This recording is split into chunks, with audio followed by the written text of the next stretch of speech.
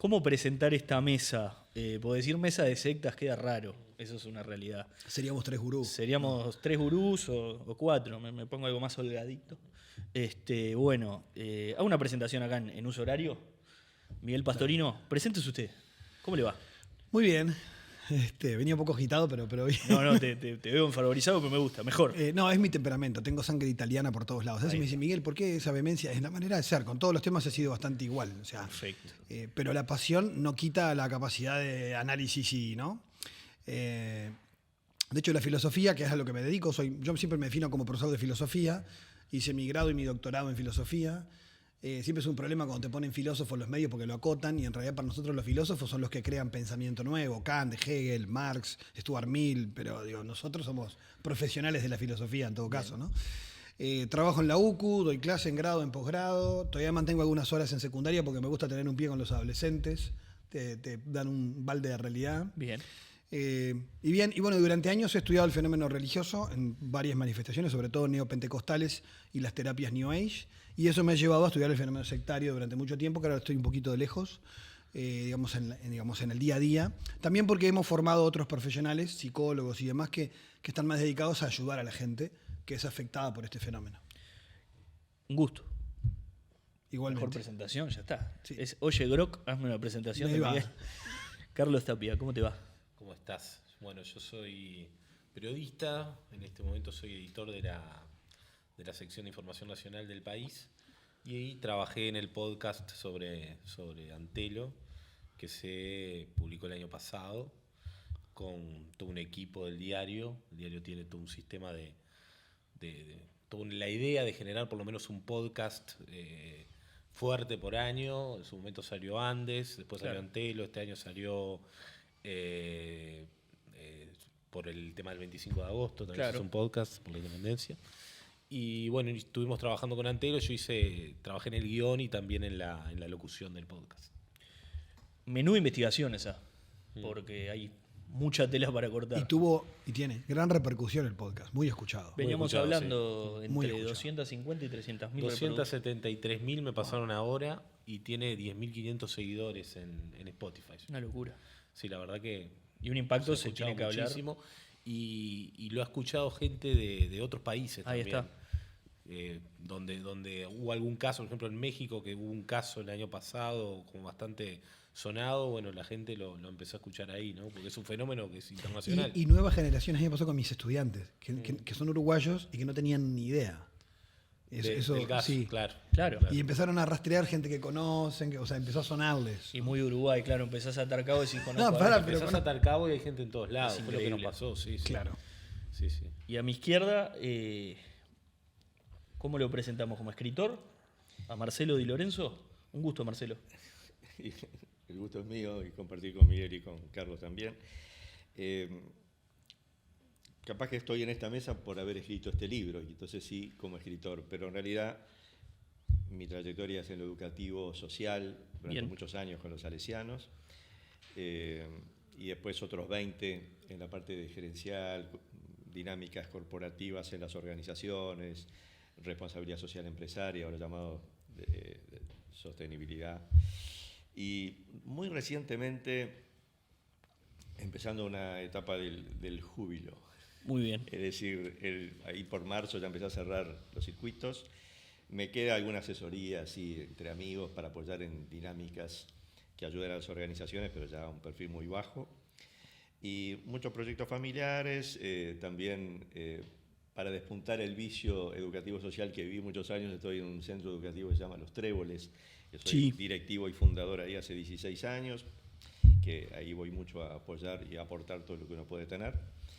Y bueno, y feliz en la vida familiar, y abriendo la cancha con respecto a estas cosas. ¿Qué puedo seguir haciendo para poder ayudar a los que están por entrar en una situación parecida a la que a mí me tocó vivir en la Comunidad de Jerusalén? Muy bien. Me parece que están presentados. Te hago una pregunta de la producción. ¿Se escucha bien a Marcelo? Está un poco lejos el micrófono. Vamos a acercarlo. Bien. Televisión verdad. A ver, empezamos por lo más fácil. Les pregunto, capaz es más para Miguel, y de vuelta, disparen, interrúmpanse. Como dije, pela la mesa, putense, está todo bien, diga lo que quieran. ¿Qué es una secta? ¿Cómo la definimos? En sí es un problema la definición, no hay consenso. O sea que ya tenemos un problema. Primer problema. Porque, y por hacer un repaso histórico, el término secta viene del latín, que tiene dos acepciones, cortar, separar, o que es sectare, o sequi, que es seguidor, y se usó antiguamente. Antiguamente el término no era negativo, eran los seguidores de un líder. De hecho, el cristianismo nace como una secta. Buda funda una secta. O sea, que luego se constituye en una nueva religión. ¿En qué sentido? En que es un corte, una rama que se separa de un tronco anterior. En ese sentido se usaba hasta positivamente. Claro. En la Edad Media ya secta pasa a ser como el cismático, el hereje, el que se va de la religión oficial. Entonces toma una connotación mucho más negativa, la secta de los cátaros, por ejemplo, ¿no? Y en la modernidad, con la sociología de la religión y la historia de las religiones, empieza a ver la secta como el grupo antisocial, los años 50, 60, 70, los grupos aislados con un líder carismático, donde hay como una especie de aislamiento del mundo, como un grupo exclusivista. Eso también se rompió, porque muchos de esos grupos hoy son grandes iglesias, entonces tampoco tiene que ver con la capacidad numérica. Y entonces las ciencias sociales abandonaron el tema. No hablan más los sociólogos ni los antropólogos de sectas. Casi que la palabra quedó prohibida y de hecho UNESCO ha pedido que no se use por ser una forma de discriminación de minorías religiosas. Terminamos el programa acá. Entonces, dicho esto, lo que sucedió después es que los psicólogos de la religión, los psicólogos y gente que estudia la manipulación, el abuso, el bullying, el mobbing, todas las formas de acoso psicológico, son los que se apropiaron de la temática, me pareció algo muy bueno, y empezaron a hablar ya no de sectas, sino de conductas sectarias, características sectarias, y de hecho hasta para no tener juicios, nosotros también lo hemos hecho, decir, bueno, este grupo tiene conductas, características sectarias porque no es lo que sería una secta de manual, pero hay abuso grupal, hay manipulación psicológica, y entonces secta hoy se termina usando como sinónimo de grupo de abuso o grupo de manipulación con una estructura abusiva que puede ser religiosa o no, porque han tenido denuncias grupos de consumo de licuados y Herbalife y cosas por el estilo,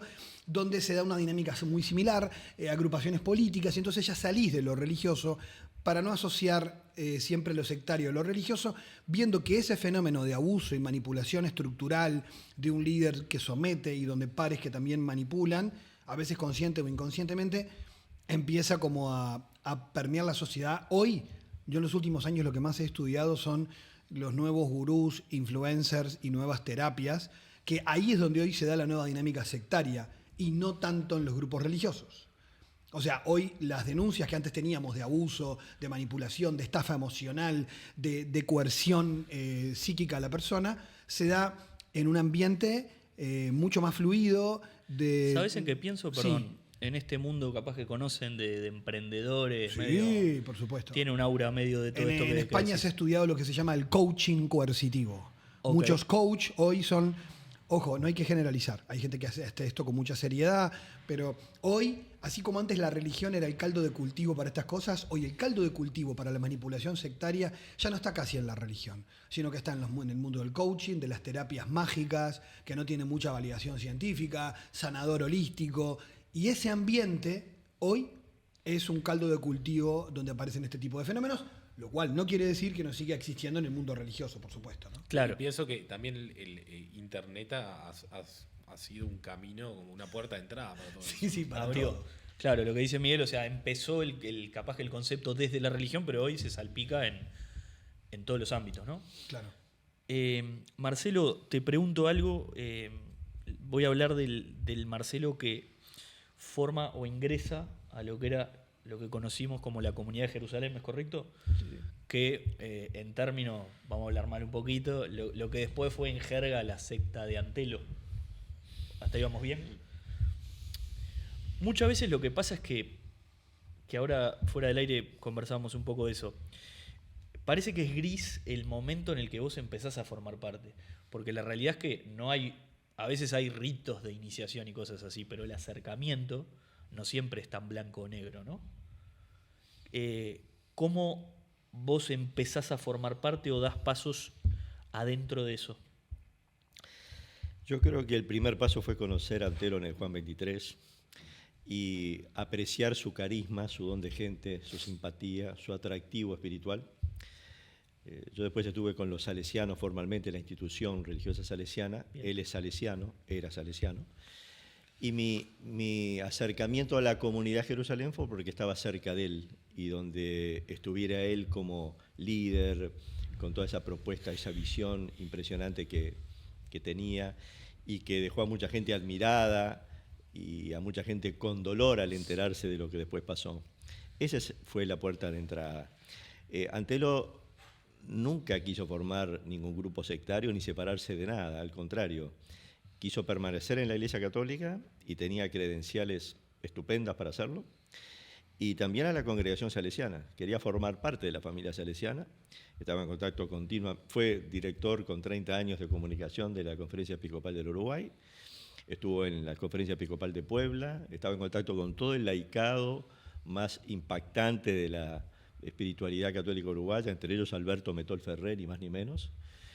Y con esas credenciales, en la Nunciatura haciendo copetines para toda la prensa, muy admirado por aquellos Sarkisian, Gustavo de los Santos y aquellos comunicadores de una época, por todo ese carisma, por toda esa relación. Y en el Juan 23, lo que empezó a pasar es que él, con una síntesis que solamente él pudo hacer entre algo de renovación carismática, algo de lo salesiano y algo del padre Montes de Almanutá, hizo su propio core personal. Y a partir de allí, siempre diciendo que no quería formar nada, empezó a formar algo y se empezó a acercar gente. Y yo salí de los salesianos en el año 85 para seguirlo a él y con él lo que viniera. ¿Cómo es lo que yo llamo en el libro el enganche? Es por esa capacidad para entrar en tu vida personal y empezarte a releértela de una manera distinta como tú la lees. Y yo cuando me acerco a las sectas, que tampoco soy un especialista en sectas, obviamente, pero este punto de interés es acercarse a algunas sectas donde miro yo. En donde esta señora o este señor que son líderes, cómo empiezan la primera conversación como líder me carismático. decía fuera del aire el índice Antelo, una cosa así como de ver una personalidad y machear inconscientemente cuántos elementos en común puedes encontrar, ¿no? Exactamente, y te menciono solo una que mencionamos recién también fuera de micrófonos, que es una secta en Estados Unidos de una líder femenina, One Taste se llama, Orgasm Inc. Pero más allá de lo que hacía ahí, que no voy a entrar en detalles, es escuchar a una de las ex integrantes decir cómo en los primeros diálogos ella hacía preguntas y le decía, me parece que tú estás guardando algo que todavía no contás. La persona vuelve a decir de nuevo algo. ¿Te parece? Creo que hay algo que tú tenés adentro, ese potencial, y tenés una cantidad de cosas para contarme que todavía no me decís. Entonces yo ahí es donde prendo esa alarma. ¿Cómo llega una persona después a someterse a alguien que va teniendo credenciales para operar a través de la confianza? Primero te ganas la confianza, y después... claro, en la medida que vos tenés confianza y legitimidad, medio que tenés todo, ¿no? Hay algo de que el acercamiento es personal, no es una cosa objetiva a punto. Recién decías algo que les pregunto a todos, porque vos decías que Antelo no quiso ser una secta propiamente, hay una mezcla ahí de, le servía, por así decirlo, y acá sí hablando de intencionalidad, estar de alguna manera cubierto, ¿no? Bajo la estructura de Iglesia Católica, que es un elemento particular de este caso. Viste que charlábamos, Marcelo, fuera del aire, de que la secta, de la familia Manson, por así decirlo, se muere el tipo y se acabó ahí, o por lo menos se resuelve ahí. Ahí tenías un paraguas estructural que, tuvo que reaccionar la Iglesia propiamente como para decir, che, acá, debajo mío hay gente que habla en nombre de mis creencias, mis sacramentos, ¿no? Y todo eso. Ahora, algo que decías antes era que no tenía la intención de ser una secta. Yo les pregunto, las sectas de vuelta, a veces creemos, que muchas veces también pasa, que es algo que alguien escribió en un librito y va ejecutando paso por paso, ¿no? Es decir, che, voy a traer gente, y ahí ya Miguel me va adelantando. Voy a buscar gente vulnerable, más o menos de segmento social, edad, sexo, ¿viste? Y muchas veces en realidad es algo que es mucho más gris, que se va dando en los hechos, ¿no? Hay sectas que no nacen como sectas. Tenés como varios perfiles diferentes. A ver. Porque es el perfil del líder. O sea, personas carismáticas. Nosotros nos han llegado casos que son tipo lo que ustedes han contado en el podcast, con el caso de Antelo, y es un vínculo de pareja, no es un grupo.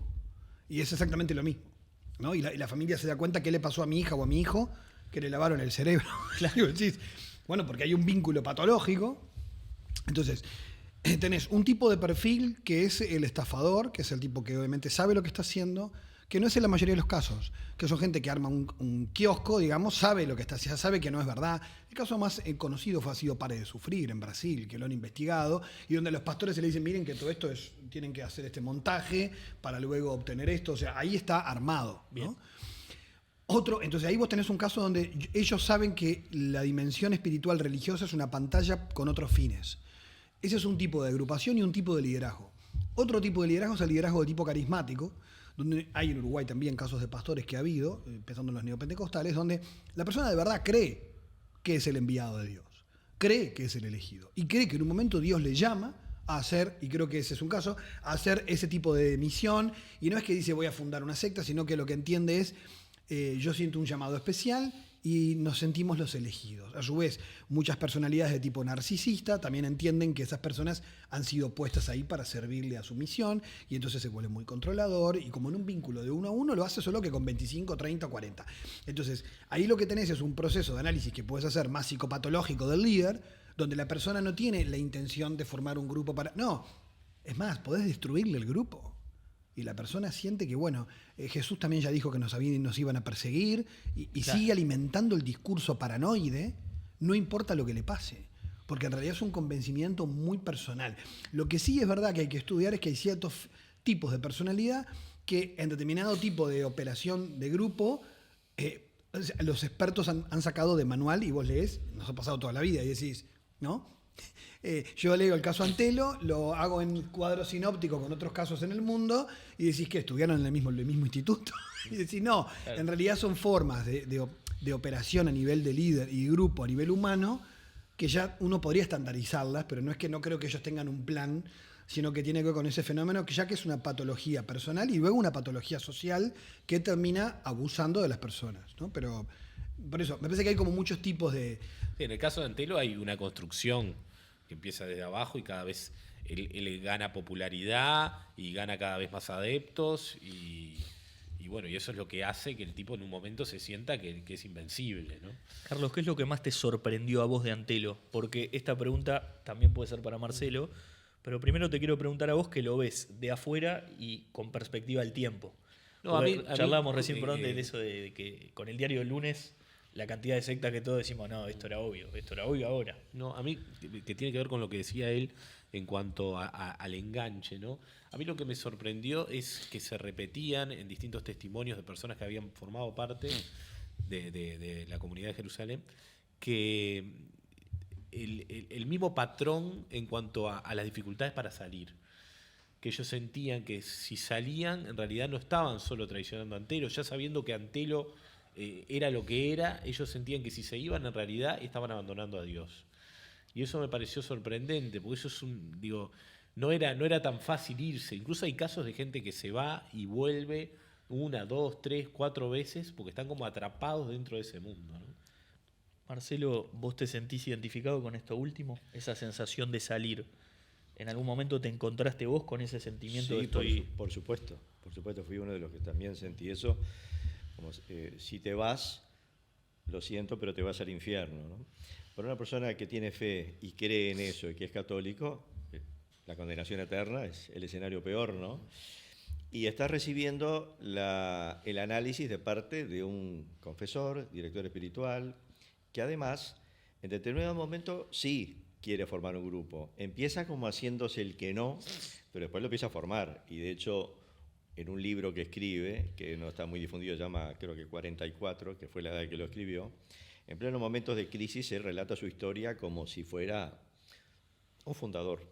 Y se dirige a sus fieles como fundador y cuenta su historia infantil y cuenta sus cosas. Y no trata ni de costado todo este asunto, habla de persecuciones, como bien decían recién, siempre encuentran una justificación para lo que está pasando. Si me la cierran es porque a Jesús lo persiguieron, si nos están difamando es porque alégrense cuando los difamen y los persigan, porque ahí serán mis discípulos. Y todo ese lenguaje lo va trabajando con mucha habilidad, mezclado con otra creación, que esto lo quería decir hace un rato, que yo trato de analizarlo lo mejor que puedo allí en este libro. El sistema que arma, la estructura que arma, es como hasta muy interesante para los que están adentro. Porque en las charlas formativas, con los primeros que estábamos y con el grupo más cerrado, ahí se trabajaba psicología, se leían libros de Jung, de Mircea Eliade, del tema de los símbolos. Había un doctor Berta que hacía dinámicas grupales en sueños dirigidos y esas dinámicas explosivas de expresar lo que uno siente. Y él tenía un poco de todo aquello junto, ¿no?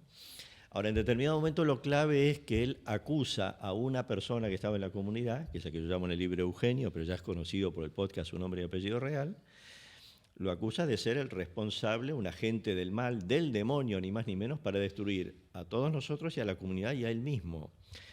Y lo hace después de haberlo enviado a un viaje, no al exilio, sino a promocionarlo en comunicación social a Colombia, lo manda como a promoverlo, y cuando él se va, empieza a hacer todo este relato absolutamente delirante en el cual llega a decir que esta persona, por influencia del demonio, había violado el inconsciente de los que estábamos participando.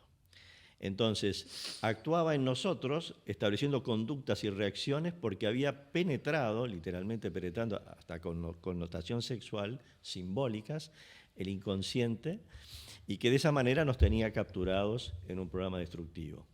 Uno lo dice ahora y dice, bueno, ¿qué persona con dificultades mentales puede querer esta historia? Sí, yo ahora con el diario del lunes otra vez y a 25 años o muchos años ya de la muerte de Antero, uno puede decir lo mismo escuchándolo por primera vez.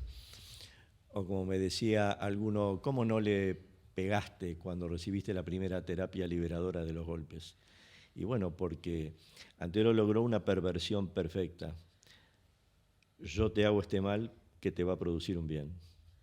Un sacrificio en pos de algo, ¿no? Te estaba prometiendo... Pero escuchá, porque es la contracara del fin justifica los medios. Yo te golpeo para hacerte bueno. Y no quiero entrar en esta área porque no es mi especialidad, pero puedo haber algunas connotaciones. Miguel hablaba de las parejas, ¿no? Yo te pego para hacerte más buena, le dice él a ella, ¿no? Y está en muchos casos o al revés. Pero de todas formas está esa perversión atrás. Yo te estoy haciendo un mal y te hago creer que te estoy haciendo bien para liberarte. Y para liberarte ni más ni menos que del demonio y del infierno. Y hay algo ahí que es muy, del cristianismo, que se entienda, la idea de el sufrimiento en pos de el bien.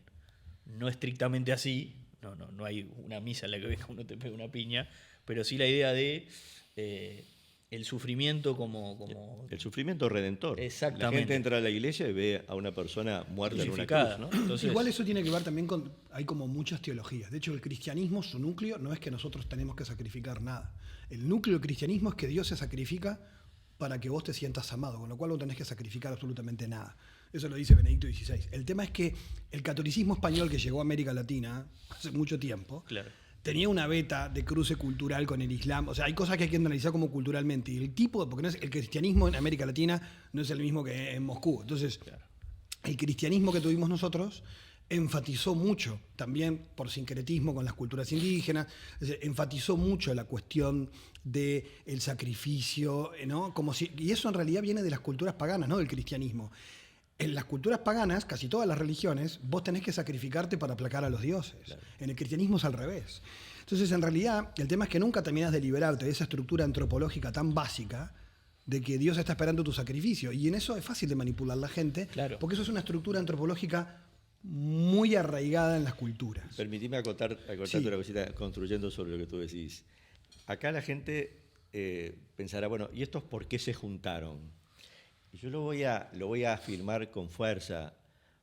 Nos juntamos porque habíamos experimentado el amor de Dios como una experiencia subjetiva, importante, que Antelo decía que la había tenido, y todos los que estábamos allí, a veces por mediación de él y a veces colateralmente, pero teníamos una experiencia del amor de Dios y lo que nos reunía era eso. ¿Qué es lo que me tira a permanecer? Que yo vine por algo bueno, no para que claro, me peguen y me castiguen. Yo estoy acá porque estoy respondiendo a ese llamado del amor.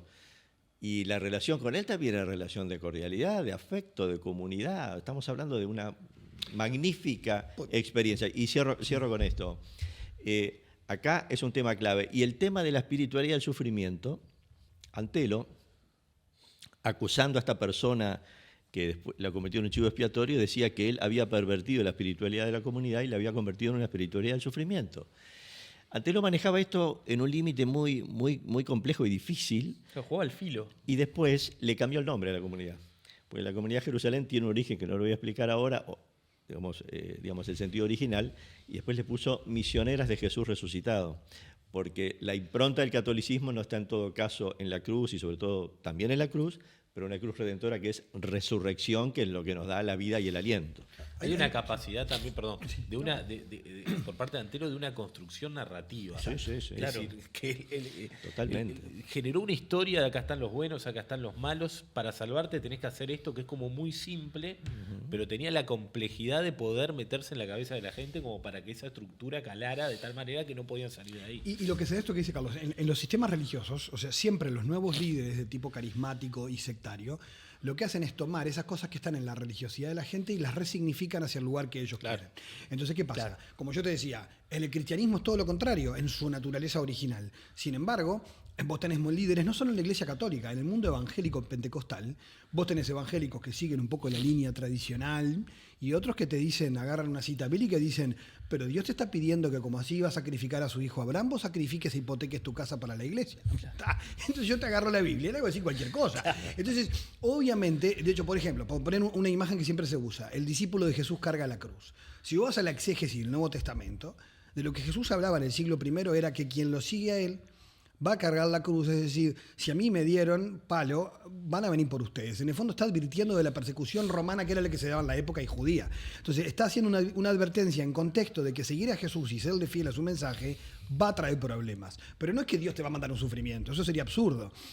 Pero después, después vos tenés hoy gente que te dice... Yo he visto casos reales, ¿no? Gente que sufre violencia, mujeres que sufren violencia de sus parejas, y bueno, esa es la cruz que Dios te puso. O sea, tenés que abrazar la cruz. O sea, como si tuvieras que... ¿no? Como si tuvieras que bancártela porque Dios te lo pide. Entonces, pero vos manipulás el mensaje. Te llevo más atrás. Sí.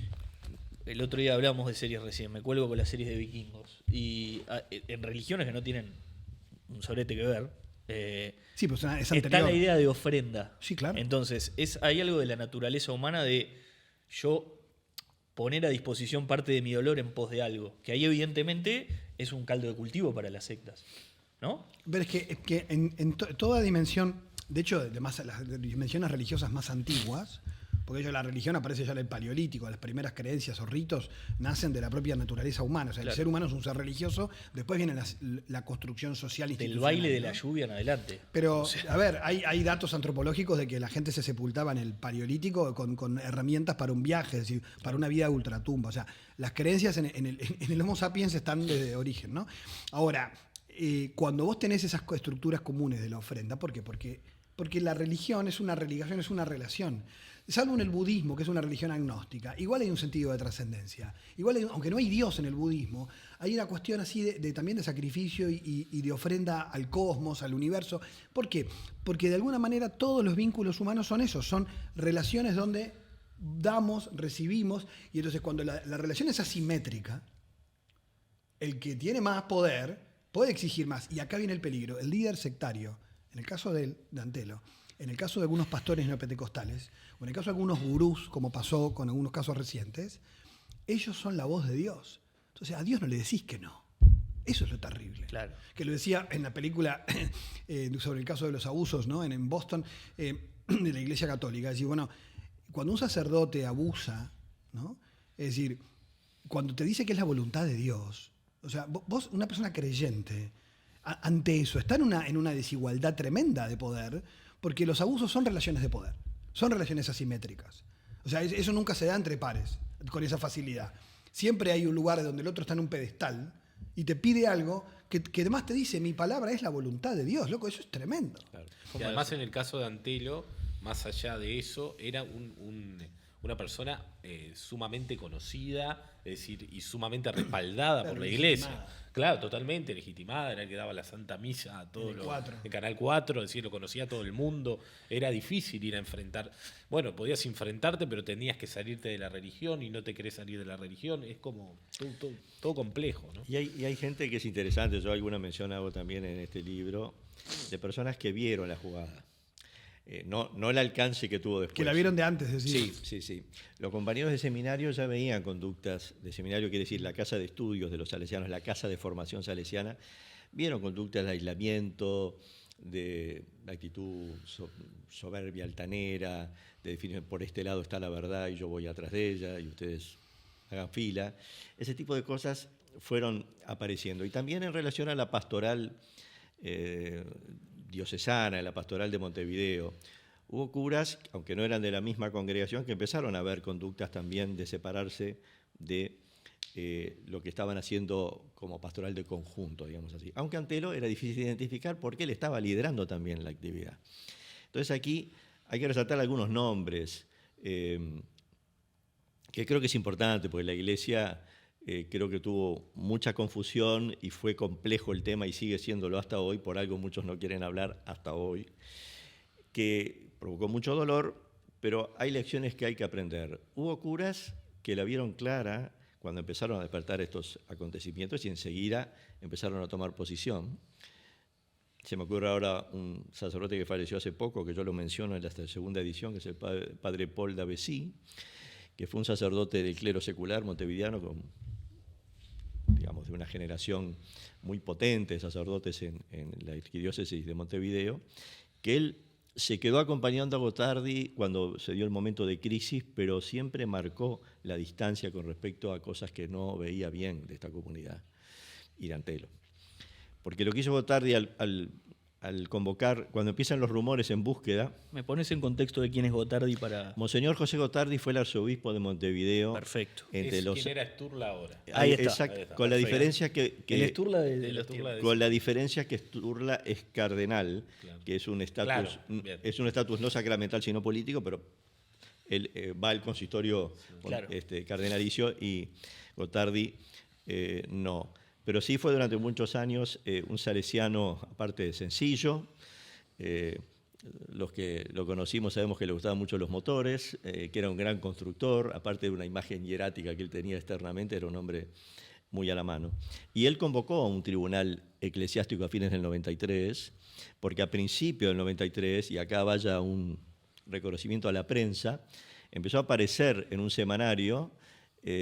Voy a mencionar sí al periodista Leonardo Abercorn, que empezó a hacer unas notas, se empezó a rumorear, empezaron las reacciones, empezaron las cartas de padres, empezaron a salir las cosas, y a fin del año 1993, Monseñor Gotardi convocó a un tribunal eclesiástico inédito, creo, en la historia de la Iglesia uruguaya, donde había un juez, donde había un abogado de Antelo, donde había escribientes. La Iglesia básicamente sometiéndolo a juicio. Sí, señor. Estudiando el tema de la comunidad, porque ¿por qué fue tan hábil Antelo? Porque logró que al final de todo ese proceso, que fue también muy confuso y aparte no había parte acusadora, que debería haber sido el... Sí, estuvo bastante viciado el proceso. Claro, un proceso Claro, complicado. lo que pasa es que, ¿sabes qué? Esto me lo dijo a mí digamos, el canciller, el secretario canciller de la Curia, Pablo Peralta, también fallecido, que se armó el tribunal, pero tenía algunas debilidades, es decir, no había parte acusadora. Estaba el cura, un salesiano defendía a Antelo, estaba el juez, había otros dos actuarios allí. No había una figura de fiscal. No había una figura de claro. fiscal. Y la resolución fue diciendo que había disfunciones institucionales y desviaciones pastorales graves. Y yo a los que nos están escuchando le pregunto que me define alguna de esas cosas y tiene que hacer un curso. O sea que no hubo un mensaje claro y tampoco hacia Antelo. Recién la prensa toma este asunto nuevamente con vigor, aunque hubo varias notas en el 94, 95, Antelo seguía circulando por allí. Y en el año 96, en la revista 3, en su proceso de formación, siempre lo relata Leonardo Abercorn, le pidieron a él que eligiera qué tema y lo preparara. Y fue allí donde el 27 de enero de 1996 surge en la revista 3, en primera plana, una foto de perfil de Antelo y abajo el cuadrito donde aparecía el Antelo celebrando misa, y titularon El infierno de San Antelo.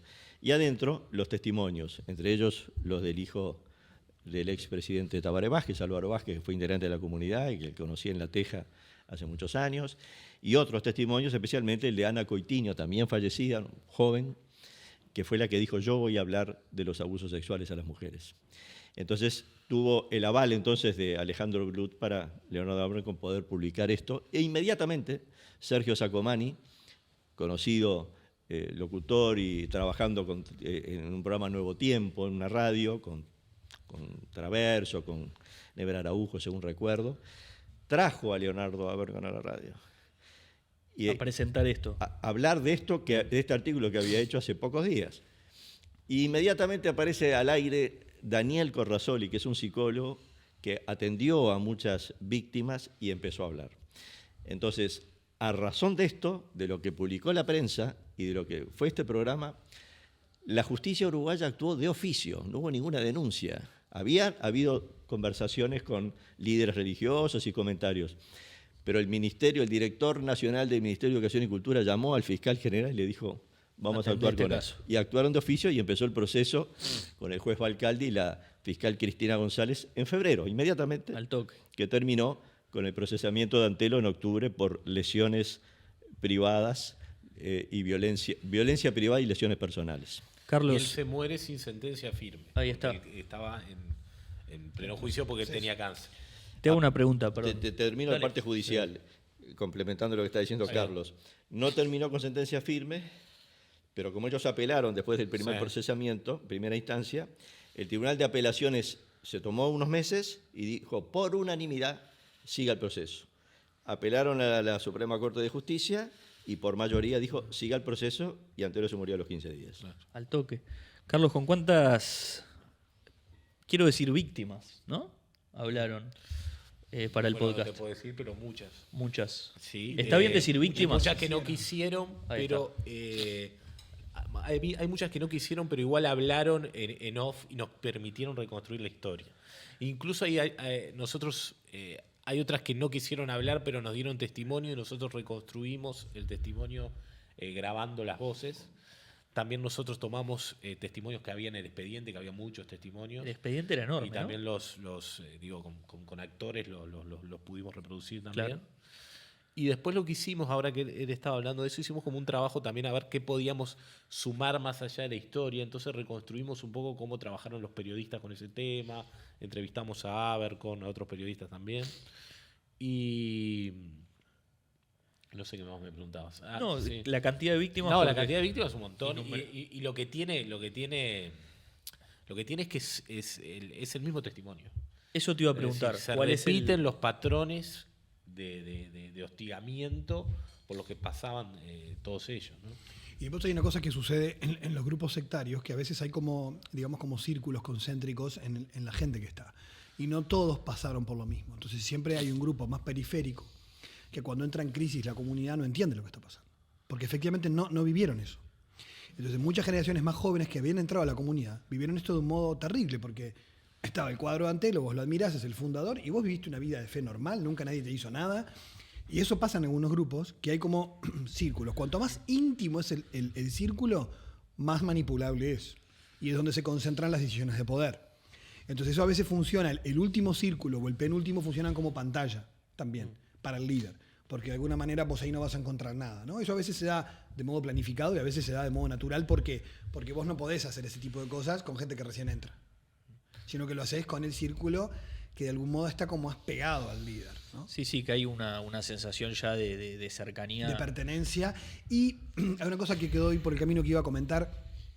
Es muy común, incluso en grupos que todavía están activos, no sé, que no tienen denuncias, pero es muy común la práctica de denigración de disidentes. De hecho, está establecido como una técnica de manipulación sectaria, es la última del camino. Es decir, se han estudiado más de 30 técnicas de captación, de adoctrinamiento y de consolidación del vínculo. Entonces, ¿qué pasa? Margaret Singer, que fue una norteamericana que estudió esto, empezó con los prisioneros en campos y terminó con las sectas. Cómo alguien podía en un campo de concentración cambiar de ideología incluso, ¿no?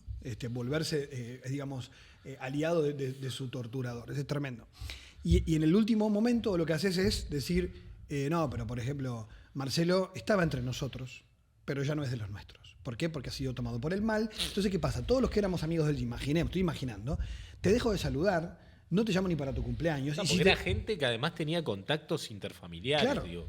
Entonces la digo, persona no. si se va, pasa a ser un paria en todo su entorno. La muerte civil. Con lo cual es una muerte social que no es tan fácil de digerir, y vos entrada a veces el miedo a irte, porque además cuando alguien se va y ya no está, también cortás el vínculo para que no interfiera y no contamine al círculo. Entonces vos tenés que asegurar esa descontaminación. Y entonces los que están adentro los asustás con el que se va. Esto es una práctica muy antigua, donde de alguna manera vos al disidente lo marcás diciendo, miren, si se va, mira lo que te pasa, ¿no? Te lleva al demonio. O en otro tipo de grupos, mirá, le caen todas las desgracias. Algunos grupos actuales, por ejemplo, dicen, bueno, mirá, se va a enfermar. O sea, no importa, pero la gente tiene después, le inoculás el miedo y la culpa. O sea, queda como, está vacunado para no irse, salvo que necesites expulsarlo.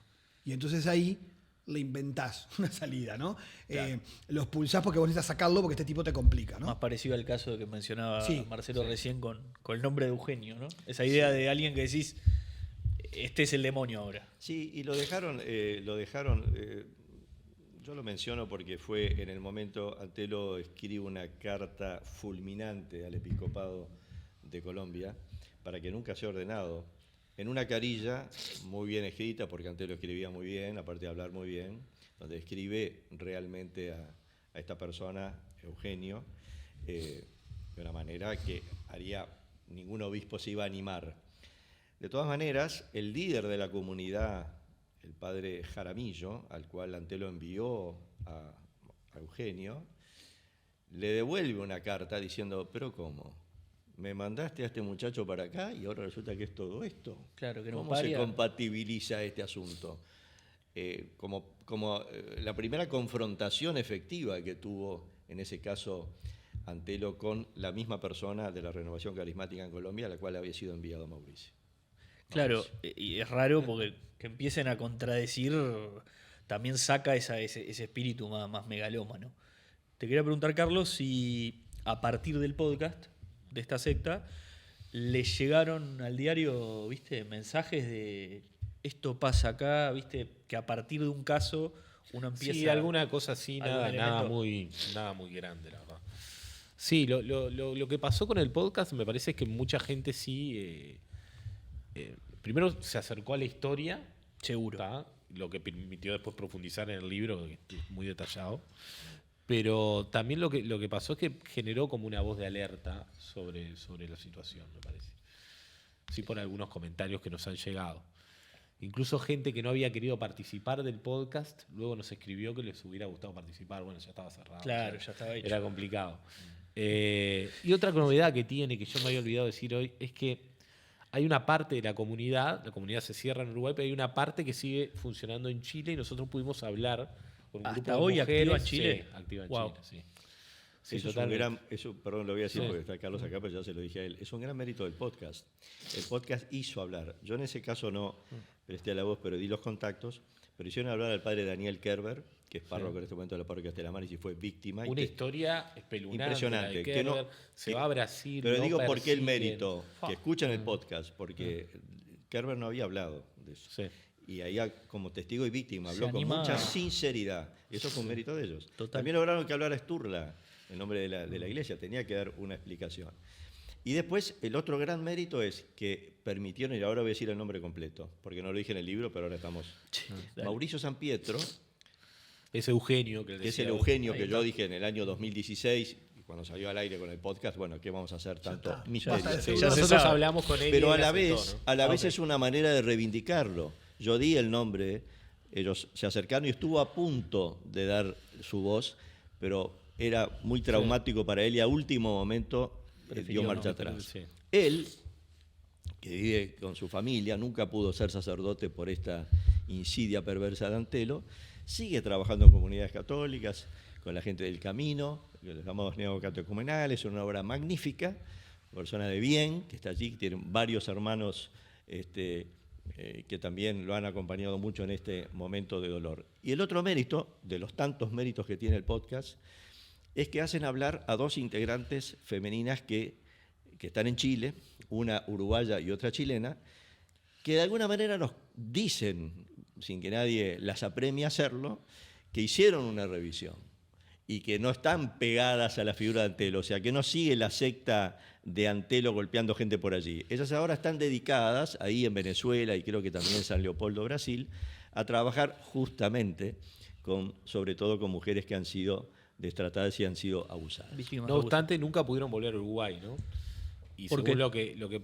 y porque la Iglesia Católica No, claro, la Iglesia uruguaya Acá está prohibida. eh, pide como una carta de disculpas o de Sí. O sea, o la que Iglesia- se reconozca la situación de lo que pasó con la secta Claro, de Antelo, porque- y eso nunca se llegó a hacer. Porque una Claro. congregación religiosa, por ejemplo, cualquiera sea, por ejemplo, en este caso, Antelo fundó algo que al principio podría ser algo muy bueno. O sea, de hecho yo los conocí cuando tenía 15 años y iban a dar retiros en mi parroquia. Me pareció una cosa muy linda, cantaban música linda, ayudaban a los jóvenes, iban de retiro. O sea, había mucha cosa positiva. Bueno, yo creo que la gente que, digamos, está en otros lugares haciendo cosas muy buenas, como una congregación fundada por un tipo que era un demente y que armó una secta, pero esa gente que puede estar haciendo cosas buenísimas, igualmente como pertenecen, digamos, a esa fundación, algo que la gente no siempre entiende, y es que en la Iglesia Católica cada obispo es la máxima autoridad de su diócesis. O sea, por ejemplo, Stur la manda en Montevideo, pero no en Canelones, por más que sea cardenal. O sea, Claro. cada obispo manda en su... Entonces, ¿qué pasa? Si en una diócesis en Chile un obispo acepta a un grupo religioso católico que trabaje en Santiago, por ejemplo, donde sea, en Rancagua, lo puede hacer. Pero si el arzobispo de Montevideo dice, ese grupo en Uruguay no trabaja, no puede entrar aunque el Papa lo avale. O sea, no puede. Entonces, ¿qué pasa? En Uruguay, dado lo que pasó, esta agrupación quedó prohibida para ejercer pastoral en nuestro territorio. Entonces, y eso además fue un acuerdo, más creo, con la conferencia, o sea, que no está en el país. Por lo tanto, eso sí, mañana un obispo puede levantar esa sanción y Capaz, decir... hoy por hoy, hoy si por hoy quisieran no. volver ahí lo que decía Exacto. Carlos, que no Porque pueden. eso es un tema de autonomía que tiene cada Sí, obispo. yo sé que hubo conversaciones, pero nunca se llegó a Te hago una concretar. pregunta, Carlos. Y esto, a ver, dentro de lo que se pueda decir, obviamente, y después también se lo quiero preguntar a Marcelo, pero en tu caso, recopilando testimonios y demás, ¿qué fue lo peor que escuchaste? En sentido de, a mí me pasa a veces cuando veo casos de secta, digo, el nivel de sumisión, por así decirlo, o de estar, viste, inmiscuido en la causa. Recién Miguel decía, hablas en nombre de Dios. ¿Qué le vas a decir a alguien que te dice lo que supuestamente te pide Dios que hagas? Vas y lo haces. No, a mí ¿Qué es lo que más te llamó la sorprendió atención? Que mucho, decís, wow. que se dan muchos testimonios de gente que, es el caso del Kerber, que intenta irse y no puede porque lo agarran, porque lo buscan, porque le mandan compañeros, esto tiene que ver con lo que decías vos, para que lo vayan a buscar ellos, no iba Antelo a buscarlos, iban los compañeros a buscarlos. Iba gente a decir, Esa técnica se llama presión de pares, que es que, por ejemplo, si Carlos está en el grupo y ponele que el líder sos vos, y Carlos me dice, che, a mí Fede no me convence, y yo le digo, Carlos, a mí me pasó lo mismo la semana pasada, Ahí yo está. estaba Claro. dudando, pero esto es del diablo, vos seguís mirándolo y seguís confiando, o sea, los pares te presionan Primero para que no te primero. vayas, y de hecho el líder los mandata, ocupate de tu hermano, que está en duda y está en crisis, está perdiendo la fe, ocúpense de Carlos. Entonces vamos Sí. todos a atomizar. No, No, a pero incluso hay Kerber. casos O sea, de funciona personas así. que se van, los van a buscar, resisten, los persiguen, se van y después en un momento vuelven solos. Es impresionante. Hay como un imán ahí que te lleva a ¿Por volver qué crees siempre al que mismo vuelven? lugar. Ahí te pregunto, Y bueno, porque- tiene que ver con lo que hablábamos antes, ¿no? Porque ahí hay algo Siente medio- que hay una traición a Dios, como que Dios lo va a abandonar, como que se Pero- alejan de algo más que Antelo, ¿no? Claro. Complementando. Sí. Y creen que Antelo no los va a seguir castigando. En un punto creen que eso ya pasó. Y Acepto Aparte, volver porque... Siguiendo lo que dice Carlos, porque a mí me pasó 2 veces, 2 o 3, la última fue la vencida y ¿Te no volví. quisiste ir 2 veces y no pudiste? No, porque volvía, a mí el mensaje era, dice el Padre que vengas para aclarar todo porque descubrimos que en realidad el traidor es otro. Lo que Entonces- decía Miguel recién, te mandan a alguien. Sí, pero además Antelo iba cambiando. Ahora el responsable es él. Ah, no es él. Resulta que tú tenías ocultadas tus cosas en el inconsciente, no habías dicho. Ahora el culpable sos tú. Casi hasta tragicómico, pero era así. Entonces, uno volvía, pues decía, bueno, tengo el carnet de salud. El padre me considera sano, el culpable era el otro, menos mal, vuelvo. Al rato, la dinámica, como era él el perverso, se volvía a establecer y otra vez estábamos en la misma conversación. Finalmente era salir aún pensando que te pudieras condenar, te ibas igual por las dudas, porque ya no podías ni ayudar a la comunidad, y más bien lograbas pensar que ibas a interrumpir el camino de misión y de santidad que tenía la comunidad y por eso deberías irte, ¿no? Marcelo, algo que se te escapa ahí, que me resulta increíble. uno asumiría desde la lógica más estricta que cuando te vas es porque te das cuenta que algo ahí no está bien y te querés apartar de algo que no te cierra. Sin embargo, vos lo que me estás diciendo acá es que cuando te vas es porque sentís que vos no podés colaborar con la causa. ¿Me explico?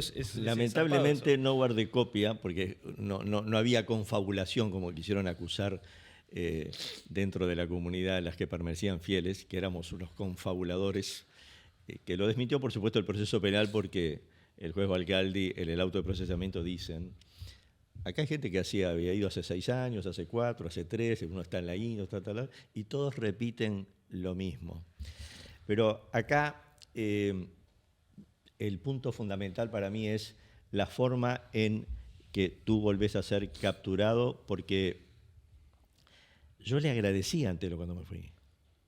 Yo dije, gracias por todo lo que me diste. Le escribí una cartita y se la dejé por abajo de la puerta, no sea cosa que en la conversación me metiera para adentro de nuevo. Claro. Le daba las gracias y decía, yo creo que a pesar de los golpes y de todo esto, yo no me siento para esta comunidad y creo que estoy más bien dificultando el proceso. Eso yo lo escribí y me fui, nunca más aparecí. Y hay otros detalles después de aparición de Antelo en mi vida que no sé si valdrá la pena en un rato conversarlos. Pero como Antelo no estaba defenestrado ni considerado nada de lo que después se descubrió a través de la justicia penal, sobre todo, uno, como él era salesiano, tenía que seguir interactuando con él en otras instancias que aparecía como si fuera una persona común y corriente. Claro, tú te vas, pero después lo ves o lo frecuentás por cuestiones de sí, estar en la iglesia. En la iglesia. Por estar en la iglesia.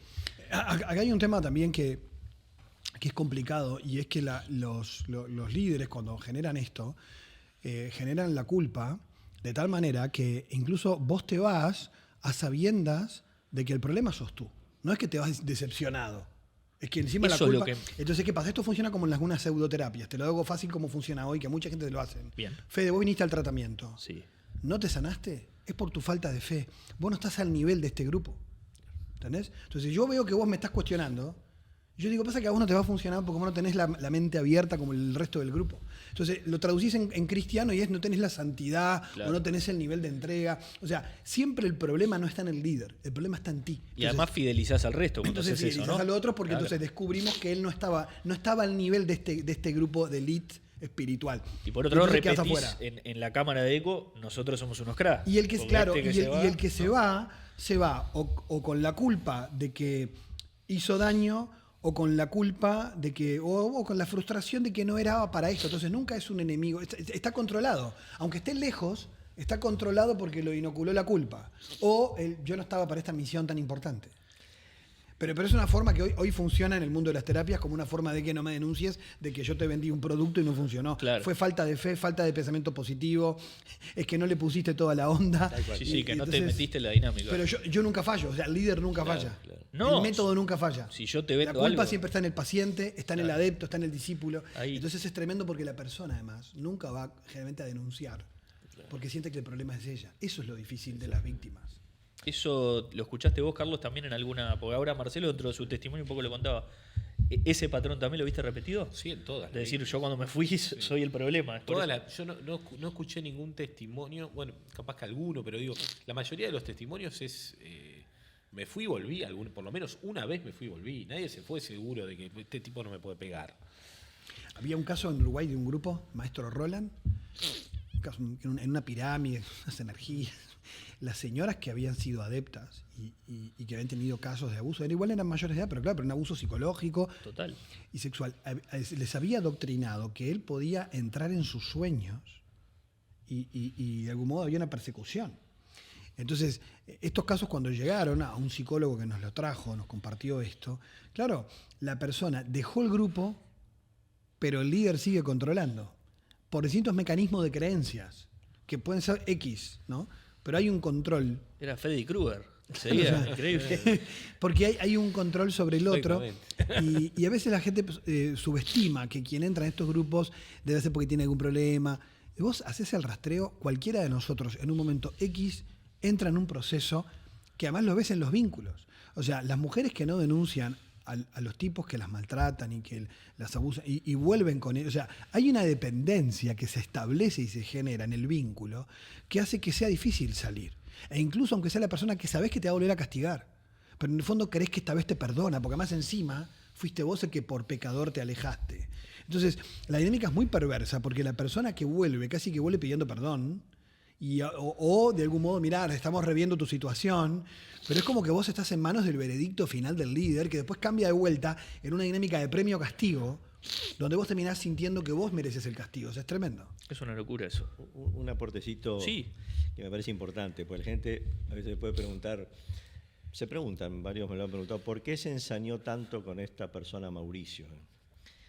Mauricio fue discípulo de Antelo en el aspirantado salesiano y era como su predilecto. Su mano derecha. Esa es la triste verdad.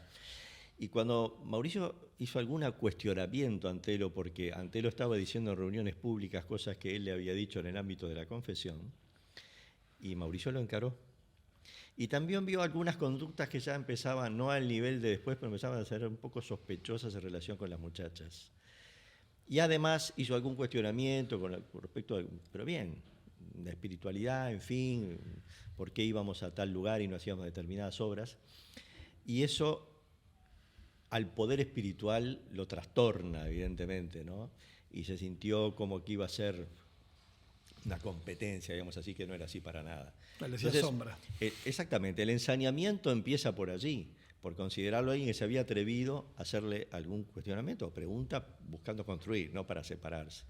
Así que ahí hay un punto importante. Y después decir que en realidad el caso de Mauricio es un caso muy doloroso porque la comunidad que nunca le explicó a la opinión pública y a la Iglesia, si hicieron una revisión, lo que pasó.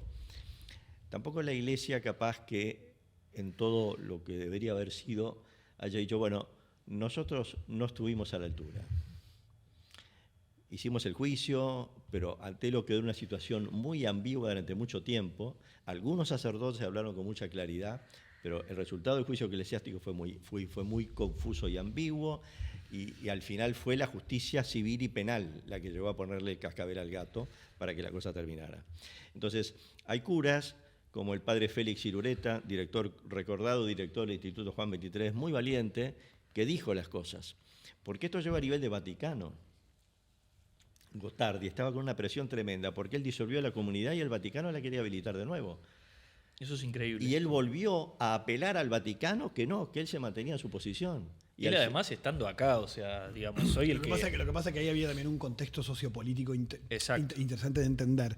Y es que, primero, en el Vaticano no se tenía ni idea de las cuestiones que son delitos. O sea, vos lo que veías es, hay una agrupación carismática, nueva, evangelizadora, que trae jóvenes, en una iglesia que estaba, digamos, ya hay informes, ¿no?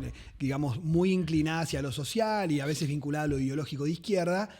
Los nuevos movimientos religiosos de tipo carismático, neocatecumenado, estaban vistos como gente más ortodoxa o más fiel a la doctrina católica. Entonces, un respaldo del Vaticano a un grupo que puede estar siendo hostigado por curas, digamos, que están como desviándose de la doctrina. Entonces, la lectura que se hace desde Roma, a distancia, no es que están encubriendo un delito. Yo estoy defendiendo gente que está queriendo hacer las cosas bien y capaz que en la iglesia local lo están apretando. Entonces, esas cosas han pasado a nivel mundial, claro. Entonces, cuando vos mirás eso, decís, claro, el contexto en su momento... Déjame decir algo más.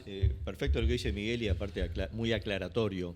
En el Vaticano estaba un señor que después fue embajador del Uruguay ante la Santa Sede, que fue Guzmán Garriquiri, un laico muy conocido, afamado, muy serio, que fue presidente del Consejo de Laicos y que tenía total adhesión a esto que describe él como grupo novedoso y con mucha potencia para la Iglesia. Alberto Metol Ferré también, que era un gran pensador uruguayo, creían que esto era toda una difamación ridícula. Entonces, cuando empieza a venir esa presión del Vaticano, donde Antelo también había visitado, a ver, no es que haya manipulado al Papa Juan Pablo II, no seamos tontos e ingenuos, pero si llega una congregación con esta mirada, por supuesto pasaron, les dio un saludito, les dio la mano en una misa. La habilidad la tenía para... Claro, pero no hay que darle una dimensión excesiva. Antelo jugaba en Uruguay con la Nunciatura, con la Conferencia Episcopal, estaba siempre en un terreno que dominaba perfectamente bien, hacía la misa, utilizaba la misa Canal 4 para mandar mensajes de convocatorias de la comunidad. Y a nivel de Uruguay, valga decirlo, yo tengo perfecta conciencia de esto porque me lo dijeron salesianos a mí, que en aquel momento el presidente de la República que era el doctor Sanguinetti, llamaba, tenía buena relación con Taglio, llamaba a interesarse a ver cómo estaba pasando toda esta situación de tensión. Pero cuando Sanguinetti, y esto creo que tiene buenos fundamentos, cuando él fue al Vaticano, en algún momento pareció que le estaban haciendo algo de presión, y entonces el presidente dijo, perdón, ¿ustedes saben lo que significa la separación de la Iglesia y del Estado? Claro. Sí. Bueno, en Uruguay eso lo vivimos desde el año 1919 y cerró la conversación. O sea, mantuvo la independencia, por eso nobleza obliga a decir eso. No se dejaron manipular tampoco políticamente. Y acá en Uruguay, como la gente cada vez menos se confiesa como católica, en los 90 debería ser el 55%, ahora creo que son el 35%. 32 ya. 32 ya. Y en realidad practicantes o que están cerca será el 6 o el 5 o el 4, una cosa muy menor. Pero el uruguayo medio, al ver todo este disparatario y la prensa y todo lo demás, claro, los comentarios y los levantamientos de información decía que la gente estaba apoyando a Gottardi porque estaba defendiendo una causa de acá y que se metían los del Vaticano con esto, ¿no? Claro. O sea, esa división provocó Antelo, no nos perdamos de vista, ¿no? Lo que sí que la Conferencia Episcopal Uruguaya, muy unida, solamente el caso de Andrés Rubio, que fue un obispo de Mercedes muy querido, valga la pena decirlo, también recibió el sacramento de la confirmación de él, un santo obispo engañado, que también lo había ordenado ante los sacerdotes y lo defendió hasta el final. Pero toda la Conferencia Episcopal Uruguaya, con Gottardi, aún con la independencia, actuó en bloque acá. Y en Argentina, aunque en la misma época, dos lo aceptaron, valga la pena decir el nombre, creo que es coetáneo con Bergoglio, no sé, creo que vive todavía, aunque muy mayor, el obispo Casareto, en la diócesis de San Isidro, donde fue la comunidad, que los recibió, a la comunidad no nos recibió cuando éramos parte de la comunidad, pero cuando Gottardi mandó un emisario para avisar lo que estaba pasando, Casareto inmediatamente le dijo que se tenía que retirar. O sea, sumándose y adhiriendo a lo que se había descubierto y no largarse con libreto propio. Carlos, si te pido un resumen bien cortito como para contextualizar en qué consistió, y ahí tenemos a Marcelo para validar también, dar el verificado, vamos a hablar en criollo, la secta de Antelo. ¿En qué consistió y qué metodología y qué llegó a hacerle a las personas que formaban parte? Algo soslayó Marcelo, pero me gustaría tener un trazo más. Te cuento más o menos cómo lo trabajamos Ahí nosotros a nivel de guión. El guión lo hizo mayormente María Ángel Solomita, yo colaboré con el guión. Nosotros lo que vimos es un líder que le proponía a los jóvenes una manera distinta de ver la religión de alguna manera, y que esa manera los captaba, los hizo que captara mucha gente muy rápido. Claro. Muy rápido. Y eso fue de alguna manera propiciado por la Iglesia Católica. Se le dio a Antelo mucha notoriedad. Es decir, se le dio notoriedad en televisión, se le dio notoriedad. Tenés jóvenes y vocaciones. Sí, jóvenes y vocaciones. Qué mejor.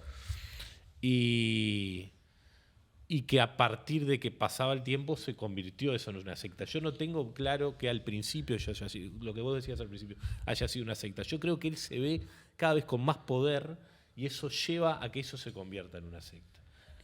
Y se empieza a rodear de un grupo de personas a las que unas los empieza a favorecer más, a otras menos. A unas le das más valor, a otras menos, otras el demonio. Empieza como a generar todo un relato. Un sistema de valores interno. Un sistema de valores interno, exactamente. Y ahí, perdón, llega a terapias de golpes, algo, o sea, luego te Sí, pegaba físicamente. Sí. Sí, totalmente. No, físicamente, incluso nosotros lo contamos en el podcast, hay 2 posibles homicidios que no están aclarados. No se sabe si son homicidios. Hay 2 muertes que no están aclaradas. Una de una persona de la comunidad que trata de irse, ¿no? El proceso hacia los golpes y a los manoseos fue algo así. A ver, esta persona los infectó a todos del demonio, es un aliado del demonio. En realidad, con el poder que tiene para violar el inconsciente, el demonio pasa a ser casi un pinche de este Eugenio, ¿no? Por lo decía Mauricio, ¿no? En el delirio de Antelo. Entonces, primero rezaba por la gente. Vamos a rezar para que el Señor te libere, Pero como el sistema lo había armado él, no había liberación posible. O vos rezabas y por mucho que rezaras... rezaba para que te sacara algo que no tenías, ¿no? Pasa con otras sectas, que me has revelado por el Señor que tenés un cáncer y entonces no tenés nada, pero te libero de ese cáncer que el Señor me reveló que tenés. Claro. Acá tú tenés algo adentro que yo te voy a liberar, entonces acá entra lo de la culpa. Tú no estás reaccionando, te estás resistiendo al Espíritu Santo, porque yo estoy rezando por ti y tú no estás diciendo en qué te aliaste de cómplice con Mauricio. Eso adelante de todos los compañeros. Adelante de los compañeros. Claro, lo cual generaba un régimen del terror. Del terror absoluto. Totalmente, porque después te preguntaba a vos, ¿ves que tiene el demonio ahí? Sí, tiene el demonio. Sí, ¿cómo no? Y sigamos. Entonces, no tanto a nivel de grupo, pero cuando pasaban al cuartito, tú estás resistiendo, sos cómplice, estás queriendo destruir la comunidad como el otro, y ahí empezaba la otra terapia, que era de los golpes tanto a hombres como a mujeres.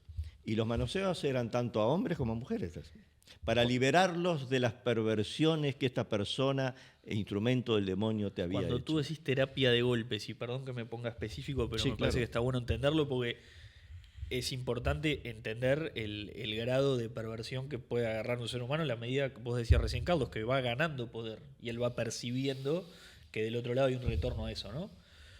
Estamos hablando de que, o sea, golpe físico, o sea, pegarle a alguien para sacarle los demonios a las piñas. Te hago una descripción que hago en el libro, que ellos creo que la pusieron en el podcast también. Exacto. Es decir, le pide a 3 o 4 que están alrededor, miren la cara de desafío que tiene, hablando de mí. Arrodillate allí. Y cuando me acababa de arrodillar, a los 2 segundos estaba sentado de espaldas porque me tiró una trompada en el medio de la cara y me hizo caer para atrás, y con 4 o 5 testigos alrededor. Era para liberarme del demonio que me estaba, entre comillas, dominando. Yo en ese momento la gente dirá, pero ¿cómo este hombre no reaccionó? Y bueno, yo relato que me empecé a sacar el reloj en ese momento, sin decir nada, como para responder, y algo, no sé si la conciencia podría haber sido medio catastrófico el resultado, sí. Me volví a poner el reloj y quedé con la cara hinchada, medio oculto varios días.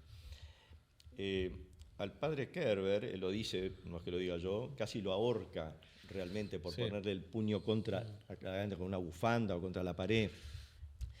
La persona que relata Ana Coutinho, esta valiente joven de la cual hablaba Leonardo Abercrombie, y que realmente lo fue al dar su testimonio, dice que una compañera decía, no sé por qué el padre me hace todo esto, y el padre le había besado desnuda su cuerpo para liberarla de las perversiones sexuales que le había puesto en el inconsciente de esta persona.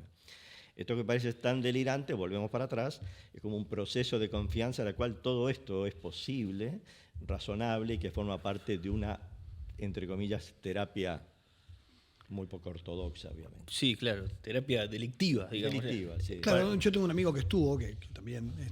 ¿En esta misma? En esta comunidad. Y quien nos contaba, de hecho incluso anécdotas con Kerber, cruzadas, donde él llegaba y alargaba la gran frase de Jesús, sacada de contexto, que era, uno de ustedes me va a traicionar. Claro, sí. ¿No? Entonces la gente le empezaba a sudar, porque en la piña se la podía comer cualquiera en ese momento. Y el tipo decía, vos, Satanás. Y todos los demás, como habían sido adoctrinados en que Satanás nos quiere destruir, ya empezaban a pegarte los otros.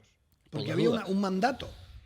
O sea que en realidad era como, te tocó y los demás estaban también, porque los demás estaban con miedo del demonio. Les hacía tener miedo del demonio.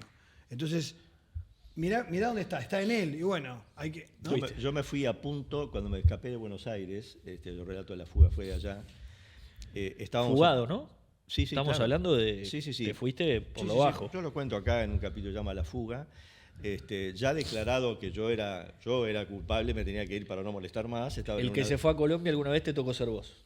Sí, por supuesto. Fuiste claro. el paria que lo desafió. Lo que pasa es que se fue a Colombia, le pasó a Antelo en la jerga interna de la comunidad llamarle el bicho, y a mí me pasaron a poner el bicho 2, porque yo era muy amigo de Mauricio.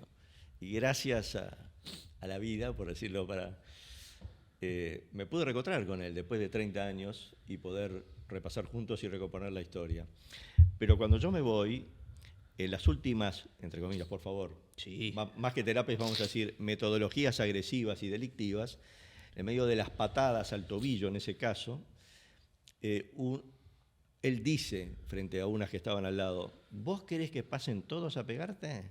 y una de las chicas consagradas, que también se fue, gracias a Dios, y a la luz para decidirlo, dijo en ese momento: ay sí, padre, eso lo escuché yo, ay sí, padre, decinos que arranquemos y arrancamos. Estamos prontos para Yo me pegarlo. fui, no lo llegué a ver, pero me consta por testimonio de gente que salió después que sí, que hubo palicias colectivas. Sí.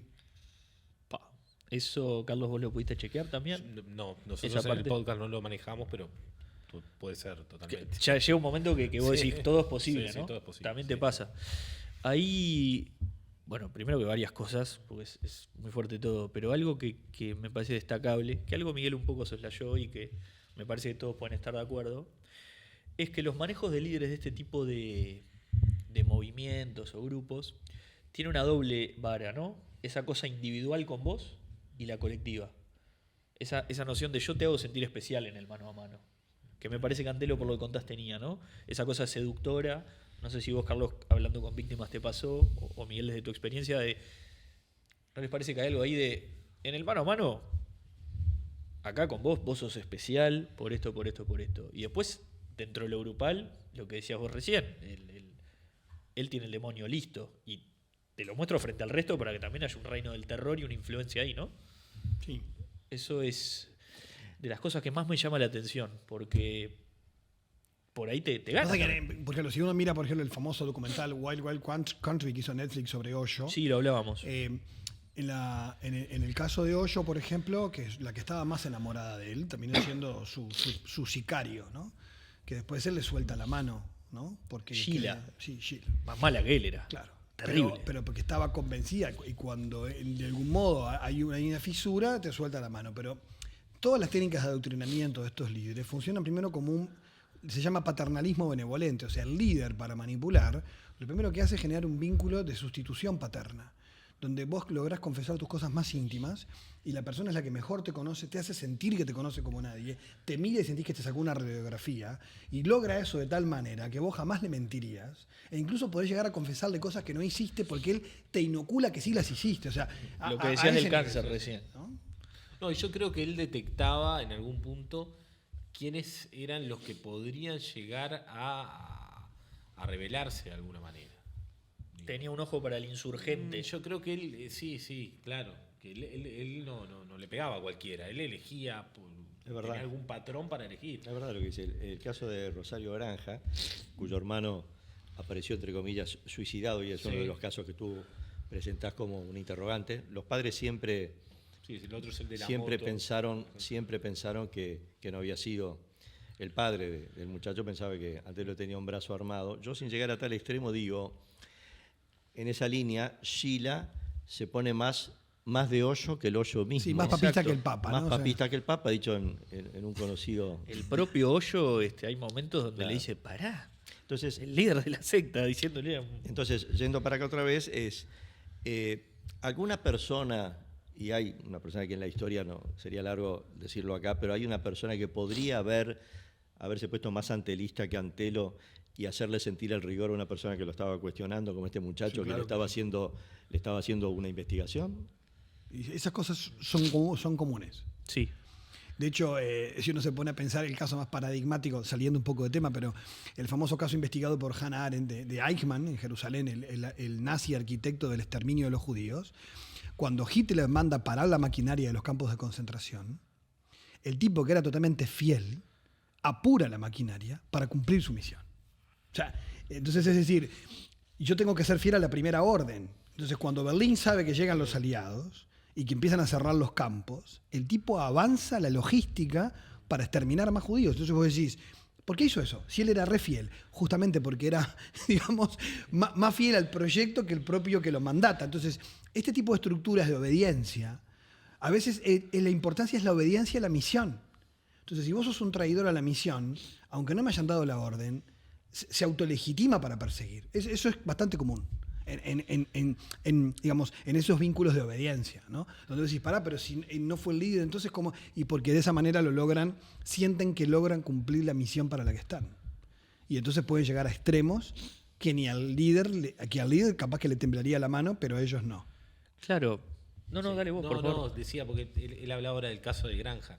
El caso de Granja digo, no se pudo cerrar, no se sabe bien qué pasó, pero es un joven que tenía a la hermana dentro de la comunidad, dice en una clase pública que está empezando a investigar eso, o habla contra las sectas y habla contra la secta de Antelo. Él estaba investigando a la secta de Antelo y en un momento en el medio de que se da eso, viaja a Piriápolis en un ómnibus y desaparece y después aparece muerto. No vuelve más, claro. Claro. Digo, es espantoso. No, a ver, pero- Y bueno, nunca se le llegó a comprobar que haya tenido que ver con la secta de Antelo, pero es una situación totalmente Hubo una investigación extraña, judicial sí. directa a Maldonado con, Sí. con un juez que llevó el caso. Yo fui a declarar también. Mirá. Íbamos varios a declarar. Lo cerraron por falta de elementos, pero hay cosas como quedaron, no fueron pruebas, pero quedaron como raras y el misteriosas. De un muchacho que vivía en Piriápolis y sigue hasta Punta del Este en forma insólita, aunque había hablado con la novia hace un tiempo que iba para Piriápolis. Aparecen algunas cosas que no se explica por qué no aparecen justamente los materiales con los cuales estaba levantando la información. Cosas quedaron ahí en la penumbra. Marcelo, cuando te tocó recibir golpes, ¿estamos bien de tiempo? No, sí. Estamos bien. Cuando estamos hablando de los golpes, ahí hablábamos en esto de vos tenés el demonio, ¿no? Y la idea era, en criollo, sacártelo a piñas. ¿Vos creías, o hasta cuándo empezó la duda de realmente tengo un demonio adentro o estoy dentro de una estructura, ¿viste? Porque mucha gente te decía, bueno, ¿por qué no te defendiste? Bueno, qué fácil decirlo ahora, vos llegás a un grado de sumisión y un grado de decía recién Miguel, cadena de, no me sale ahora, pero estructuras de orden, estructuras de obediencia. De obediencia. Es una estructura de obediencia. Entonces, a vos te dicen recibí el golpe y te callás y lo recibís. Yo te cuento algo para atrás.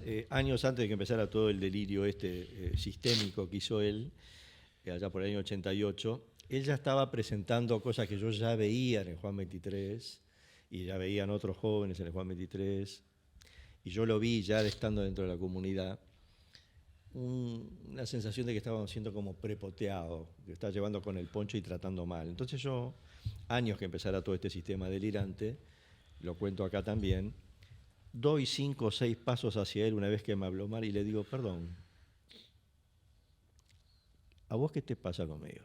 Opa, diría Humberto de Vargas. Bueno, ese tono, que los hombres sabemos qué significa y también Sí, hay un código seguramente de- las damas, pero digo una cosa más, en este territorio, como diciendo, y ahí dio un paso atrás y dijo, se fue un poco al mazo, como, y quedó una situación medio rara, y después nos vimos de noche, pedimos disculpas y se acabó el tema. Él me había prepoteado y yo le había parado el carro. Años después, con todo este sistema en funcionamiento, sí, evidentemente, yo acepté los golpes porque eran parte de la liberación del sacerdote con vocación o con expectativas de santidad, director espiritual, que le habíamos dado muchos espacios de confianza y hasta llegar a este grado. Realmente tengo ese mal adentro y él lo que está haciendo es ayudándome para liberarlo. Ahí les pregunto algo. ¿Conocen? Porque hasta acá estamos hablando y recién con el caso de Hoyo, ¿no? Donde hay un brazo derecho que a veces es más papista que el Papa. Parece raro y parece difícil. Y capaz que la respuesta es no. Y vamos a otra pregunta. Pero líderes de sectas que en un momento se arrepienten, que dicen, ok, porque muchas veces hablaba Miguel de gente que realmente cree que es un enviado. Y puede haber un momento, y capaz que el tipo patológico que tienen de personalidad no les deja. Pero a veces, capaz que, Yo no he mira, conocido casos que... no hay que- casos, ¿no? de Que se repente- bajen. No, sí de que de repente, si ven que alguno de su equipo se le está yendo la moto, como le va a tirar todo el proyecto al diablo, en nombre del mismo discurso místico religioso, digamos, lo pone en lugar de demonio y de traidor y de Judas y afuera. claro, pero ahí hay más un manejo político de, che, me va a Claro. escupir el asado. No una No, cosa de... o simplemente porque me hace sombra, o porque me molesta, o porque está haciendo cosas que no son las que yo quiero.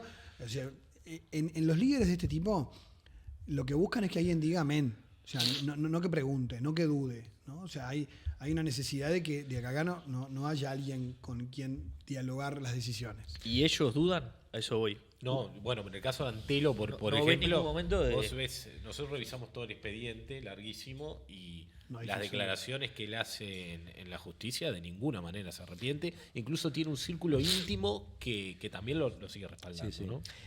Vale, ya que mencionaste lo judicial, esto me lo contó directamente a mí Álvaro Vázquez. Él me dijo que le tocó un careo con Antelo y él lo emplazó. Dijo, permiso, señor juez, yo quiero dar la oportunidad para que en este momento el padre Antelo diga la verdad, no sé cuánto, y Antelo dijo que no. Esa es una. Sí. Y la otra que tengo yo para decir es que el padre Mario Piaggio, salesiano, fue el que fue testigo de ese momento místico que Antelo tuvo en el hospital, y siempre recordado como que había sido testigo de esa instancia, apoyando lo espiritual, un hombre, director espiritual de hermanas de clausura, de conventos, de curas, muy querido y apreciado en la parte formativa de los religiosos. Cuando Antelo estaba en la casa Mamá Margarita con arresto domiciliario, el padre Piaggio esto me lo contó el padre Piaggio a mí, no está él para decirlo porque también falleció, pasan los años para todos. Entonces le dijo, tú no te tenés que atender por tal psiquiatra que es el papá de una de las integrantes de la comunidad. Tú tenés que llamar a un ateneo de 2 o 3 psiquiatras para que vean qué te está pasando. Y esto, que yo lo había escuchado, lo volví a repasar después de escrito el libro con este padre Piaggio, que lo fui a visitar ya más anciano, y me dijo, no, fue así. Vi que empezaba a palmarse la mano y yo creo que me iba a pegar a mí también. O sea, cuando él lo emplazó para que dijera, tuviera la oportunidad de reconocer, hasta el punto de vista psicológico, lo que le había pasado, se le podría haber venido la noche a él también. A ese grado, hablando de lo que tú preguntabas, del arrepentimiento que ojalá, dice uno que maneja elementos de fe, no tuvo suerte en las 3 instancias de tribunales en este mundo, ojalá haya tenido un poco más de suerte o humildad en el otro. ¿Hay sectas activas en Uruguay hoy? Bueno, otra ¿Qué vez, creen? si no usamos el término secta y decimos grupos donde se dan mecanismos de manipulación y abuso, por supuesto. De hecho, Claro, te digo, sectas vos decís, cuando haces esa distinción, capaz que lo que hay menos o no hay es la situación más de película yankee, de granjita, todo con la túnica. Eso exacto. capaz que no, pero eso sí. capaz que no, pero a ver, nosotros muchas veces nos han llegado casos, digo nosotros porque yo ahora no lo hago, pero teníamos un equipo que estaba siempre investigando casos en Uruguay. De hecho, tuvimos hasta un par de juicios por este tema con algunos grupos. Un caso de yoga muy trascendido durante los años, que hasta Sí. el país le hicieron juicios, al diario, Sí, no. todo, ¿no? Entonces tuvimos época más, fue muy complicado. Es decir, todos los años, si vos mirás, de hecho, tengo el recuerdo que en televisión, en general, muchos de los casos que nos llegaban, al rato aparecían en Santo y Seña, o sea, si vos mirás casi que anualmente salía un caso en los medios, por lo menos uno, de un pastor que no era pastor, que decía que era psicólogo, que no era psicólogo, que cobraba la terapia y que además encima le sacaba el dinero a los fieles. O sea, de estas historias, te diría que tenés todo el tiempo. Y después tenés además perfiles así que de repente, claro, no llegamos al nivel del delito y por eso no trascienden tanto. Porque claro, estas cosas son escandalosísimas, entonces está una cosa así. Y por eso incluso a veces, incluso dentro de la iglesia, cuando hay un juicio canónico no tiene potestades para juzgar delitos que pertenecen a la competencia civil y penal. Son delitos dentro del derecho canónico, si el tipo hizo bien la misa, si está haciendo las cosas. O sea, entonces obviamente que dentro de la jurisdicción de la iglesia católica o de algunas otras religiones, salvo que entres en el delito, no trascienden y a veces son verdaderas historias de abuso, manipulación de conciencia, abuso sexual, abuso económico, ¿no? Entonces, de personas muy vulnerables. Y estas cosas a veces, salvo que la persona sea consciente y lo quiera denunciar, no trasciende. Muchos casos que nosotros hemos tenido, hasta que no llegaron a los medios, si no fuera por la prensa... Bueno, en este caso. No, y es difícil también que la gente después lo cuenta y toda una vergüenza Claro, de haber vivido lo que se vivió. ¿no? Claro, Exacto. la medida que tomás perspectiva, Pero te diría hay que- un grado de humillación. De hecho, esta historia sale a la luz como sale a la luz. ¿Tú cuántos años después de escribir el libro? Y el libro salió, yo me fui de la comunidad del año en mitad del 92 y el libro salió a la luz en el 2016. 24 años 2016. después. Claro, 24 Claro. años después, digo. Claro. Bueno, el Ahí podcast hubo- del diario, a ver, Sí, obviamente el año no había pasado, podcast en los sí. 90, pero la idea de investigarlo, que también aprovecho y te pregunto Sí. dónde surge, sí tiene toda una perspectiva para atrás. Esto mínimo 20 años para atrás. Sí. Sí, bueno, en nuestro caso es una idea de Florencia Traibel que lo propuso en una mesa de posibles podcasts. Bien. Y bueno, y María Ángel y yo agarramos la posta de empezar a trabajar en el guión. Después terminó trabajando más ella, lo hicimos juntos, pero trabajó más ella. Y después hizo un equipo que Valentina Caredio, que es la que maneja el tema de los podcasts, estuvo también dirigiendo un poco ese equipo, y fuimos varios, porque tuvimos que ir varias veces a juzgado, a mirar el expediente, fueron muchas entrevistas. ¿Amenazas y presiones? Les pregunto Sí. a todos. Siempre. Y de hecho, a nosotros nos pasó que cuando nos metíamos con grupos que había denuncias, a mí no tanto, pero gente que trabajaba conmigo, le bombardeaban las redes sociales, los adeptos, los familiares de los adeptos, como, ¿no? Estás haciendo las cosas equivocadas, o sea, y de algún modo mucha presión para silenciarte, eso pasa, ¿no? Nosotros nos preguntaron muchas veces qué estábamos haciendo, desde muchos lugares, ¿no? Cómo era, quién hablaba, qué se decía, cómo se contaba, cuál era el tono. Intentamos acceder, por ejemplo, a ese libro de Antelo, no lo pudimos acceder, está en alguna biblioteca, y esa biblioteca nos dijo que primero se había extraviado, después que se había perdido, después que no sé, que venía el lunes, que al final no vengas, y no pudimos acceder al libro de Antelo, por ejemplo. Hay como mucha vergüenza, pero lamentablemente en estos tiempos de mucha globalización de la verdad, aunque no la quieras, por todo lo que son las comunicaciones, no te salvas de que las cosas aparezcan al final. Y esto creo que enaltece a la persona que cuenta la verdad, como siempre, y que no tiene miedo a ser cuestionada y que se le hagan las preguntas que hay que hacerles. En el caso del podcast, entre los méritos que tiene es el haber elegido algo, para mí, una historia, que es una historia uruguaya, que es una historia insólita en la historia de la iglesia uruguaya y también de la historia uruguaya. Yo te diría también más allá de la iglesia, ¿no? La iglesia uruguaya, por eso yo mencioné también la intervención de políticos, de por gente eso. que hubo presiones en aquel momento de gente muy influyente, padres de algunas integrantes, que por supuesto habían escuchado esto y decían que le iban a creer a sus hijas, ¿no? Pero acá, que una generación que de Carlos para abajo, por un tema de edad, es de otra generación, 44, 3. 43, sí. 43 años, yo tengo, mi ahijada, Florencia, tiene 43, yo no tengo hijo de 43, pero lo podría haber tenido perfectamente, que una generación posterior y de ahí para abajo, de Carlos para abajo hasta gente de 28, 30, 25 años, eligiera este tema como un acuerdo, indica que el tema está vigente. Mucha gente quiere barrer por abajo la alfombra, y otra vez con este tema. Otra vez con este tema, porque si tú no querés hablar, estás en todo tu derecho. Pasaste la página y en todo caso pensás que esto te va a hacer más daño que bien en cuanto a tu imagen profesional o pública. Puede ser, es respetable. Yo pienso que no. Y en este grado yo me mantengo en cualquier exposición que vuelva a presentar estos temas, por todo lo que nos ha ilustrado con el profesionalismo que lo caracteriza en cuanto a la cantidad de sectas que siguen apareciendo, no solo religiosas, sino de otro tipo, claro, que hacen que la alerta tenga que ser permanente. Y si esto influye o ayuda en algo, esta y otras producciones que puedan llegar para ayudar a que la gente no entre, bueno, bienvenido sea. Sí, un tema que puede ser bueno para compartir en la prevención, que sí, siempre nosotros decimos. Eso, ahí, ¿sabes qué? Ahí va. ¿Cómo ayudamos a...? Sí, la primera es todo vínculo con terapeuta, cura, pastor, gurú, lo que sea, PAE, MAE, que te genere más dependencia y que te tienda a ser más dependiente, ya tenés que sospechar. Un verdadero ayudador espiritual o psicoterapéutico es alguien que te hace más libre, que te permite tener una vida más plena, que te fortalece tus vínculos, que te ayuda a liberarte incluso de esta persona. En cambio, cuando lo que hace es tender a llevarte más hacia la dependencia y aislarte de otros, ya es un síntoma claro de manipulación y de tendencia al abuso y que el problema lo tiene el líder que sea, ¿no? De hecho, el famoso terapeuta gurú es una tendencia a generar dependencia. Esa es la primera. Y después hay otra cosa también que hoy en día uno tiene que prestar atención, es a buscar información. O sea, hoy en día se nos presentan muchas cosas y la gente directamente tiene una linda experiencia, te invita a un amigo, bueno, averigua el nombre de eso, un centro holístico, bueno, empezá a googlear, empezá a buscar información, seguro vas a encontrar. A mí me pasó muchas veces que estando años en el tema, me alcanzó con googlear un grupo de una persona que me preguntó, digo, pero lo hubieras hecho vos y mirá lo que hay. Hay 4 blogs de ex miembros contando historias.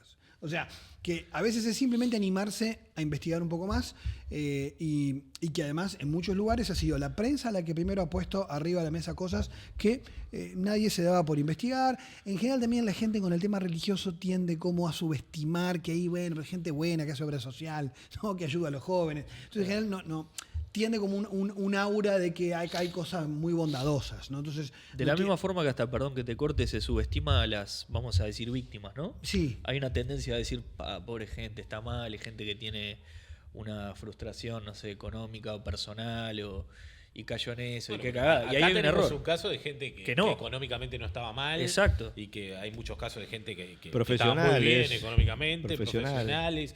hijos de gente muy conocida, prestigiosa. Sí, circuitos más bien. Un circuito. Lo que pasa es que la manipulación Esto no tiene que ver con lo económico. Ni que hablar. Es emocional. O sea, Bueno, alguna vez te pregunté, Miguel, ¿quién es víctima posible de una secta? Y vos me dijiste todos. cualquiera. Todos. Porque todos somos vulnerables. O sea, si la persona con la que somos vulnerables, que todos bajamos la guardia con alguien, a quien le abrimos nuestra vida. Si esa persona quisiera hacernos daño, podría hacerlo y mucho. Entonces, si justamente coincide que la persona con la que te abrís es la persona no indicada, en este sentido, sos boleta cualquiera de nosotros. Entonces, a veces es el momento, el lugar oportuno y la persona indicada que genera ese proceso de manipulación y abuso. De hecho, hoy en día, yo lo vivo denunciando hoy, hay algunos países que están... Bueno, China ya exigió que los influencers tengan título de grado, por lo menos, ¿no? Sí, pero ¿En serio? hoy en día vos tenés gente que da consejos nutricionales y no son nutricionistas y te mandan a comer cosas capaz que no te hace bien.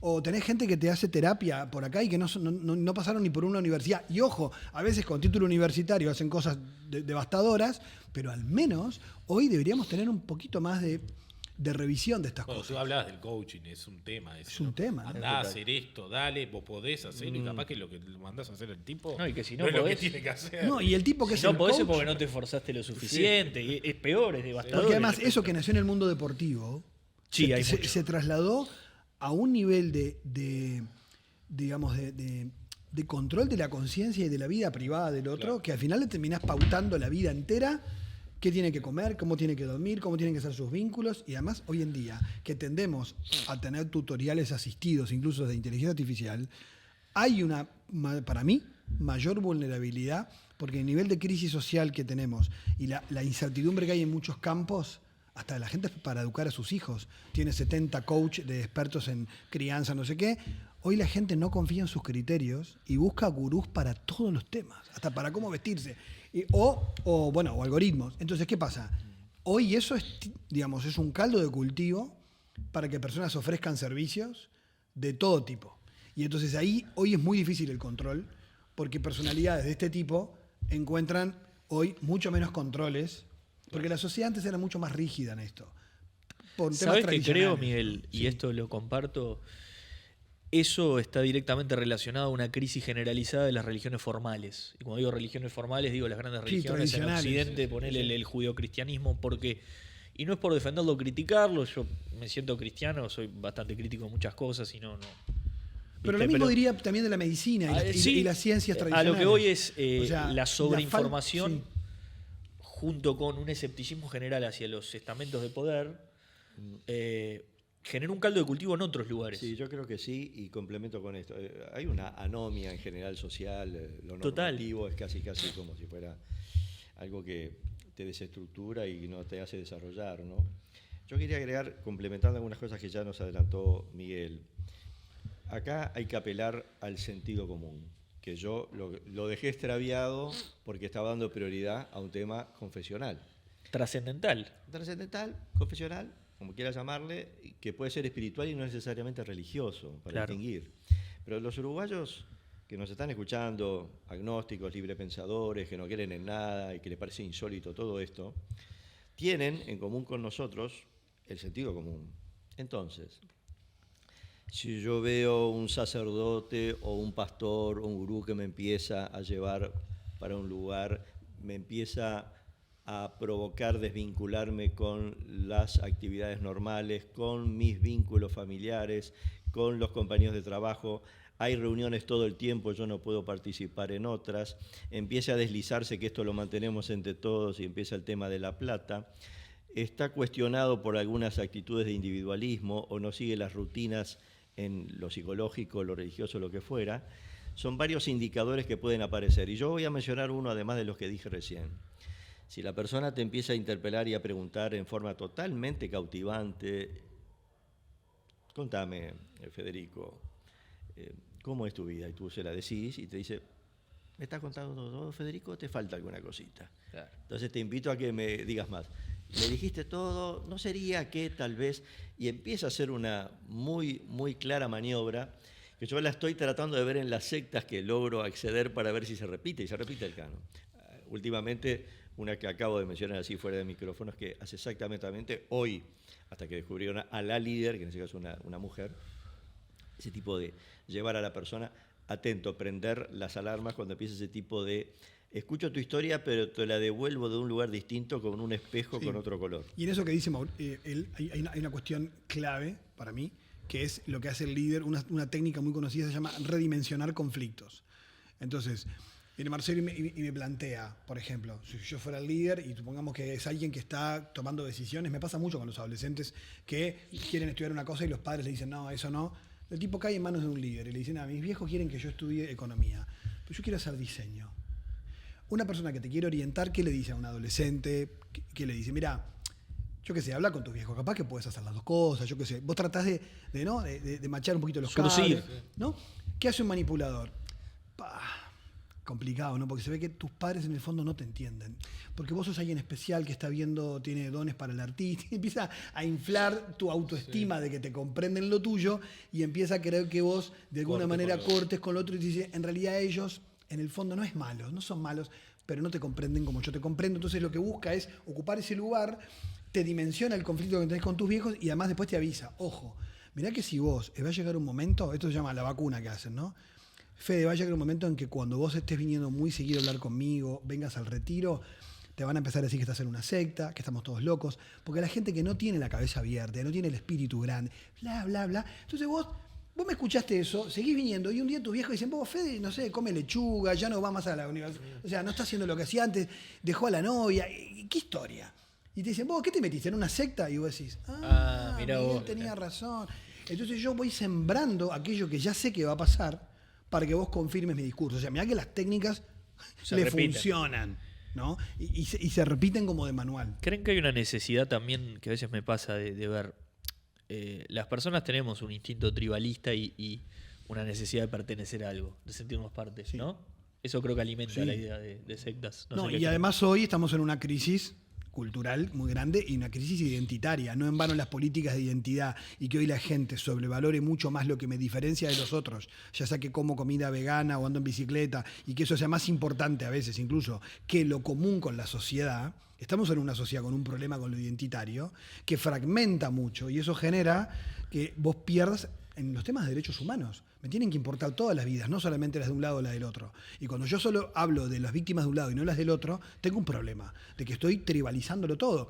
Y por eso hoy los sectarios, yo lo veo incluso en lo político. Cuando vos instalás un relato que es de ficción y que la gente tiene que ser autocrítica y que es incapaz de reconocer, es por otro tema, ¿no? Pero es interesantísimo ver cómo este fenómeno hoy aparece mucho más presente en ámbitos que antes no era tan claro, porque el sentido común se va perdiendo no solo en el ámbito religioso, sino en ambientes donde ya se pierde la capacidad crítica y donde vos asumís un relato y de alguna manera quien te lidera está todo el tiempo legitimando eso.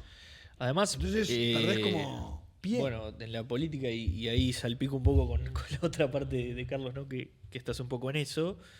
Hablaban de narcisismo, megalomanía y delirios mesiánicos, y es algo que en la política mundial, mirá dónde terminamos, para sobrevivir se recontra ve en varios aspectos. Primero, la conexión directa, los populismos, ¿no? O sea, la conexión directa con las masas, la idea de poner, muchos hacen la idea de poner a los medios justo. Ahora no, ellos porque de cualquier lado, esto no tiene signo político, sí, está claro.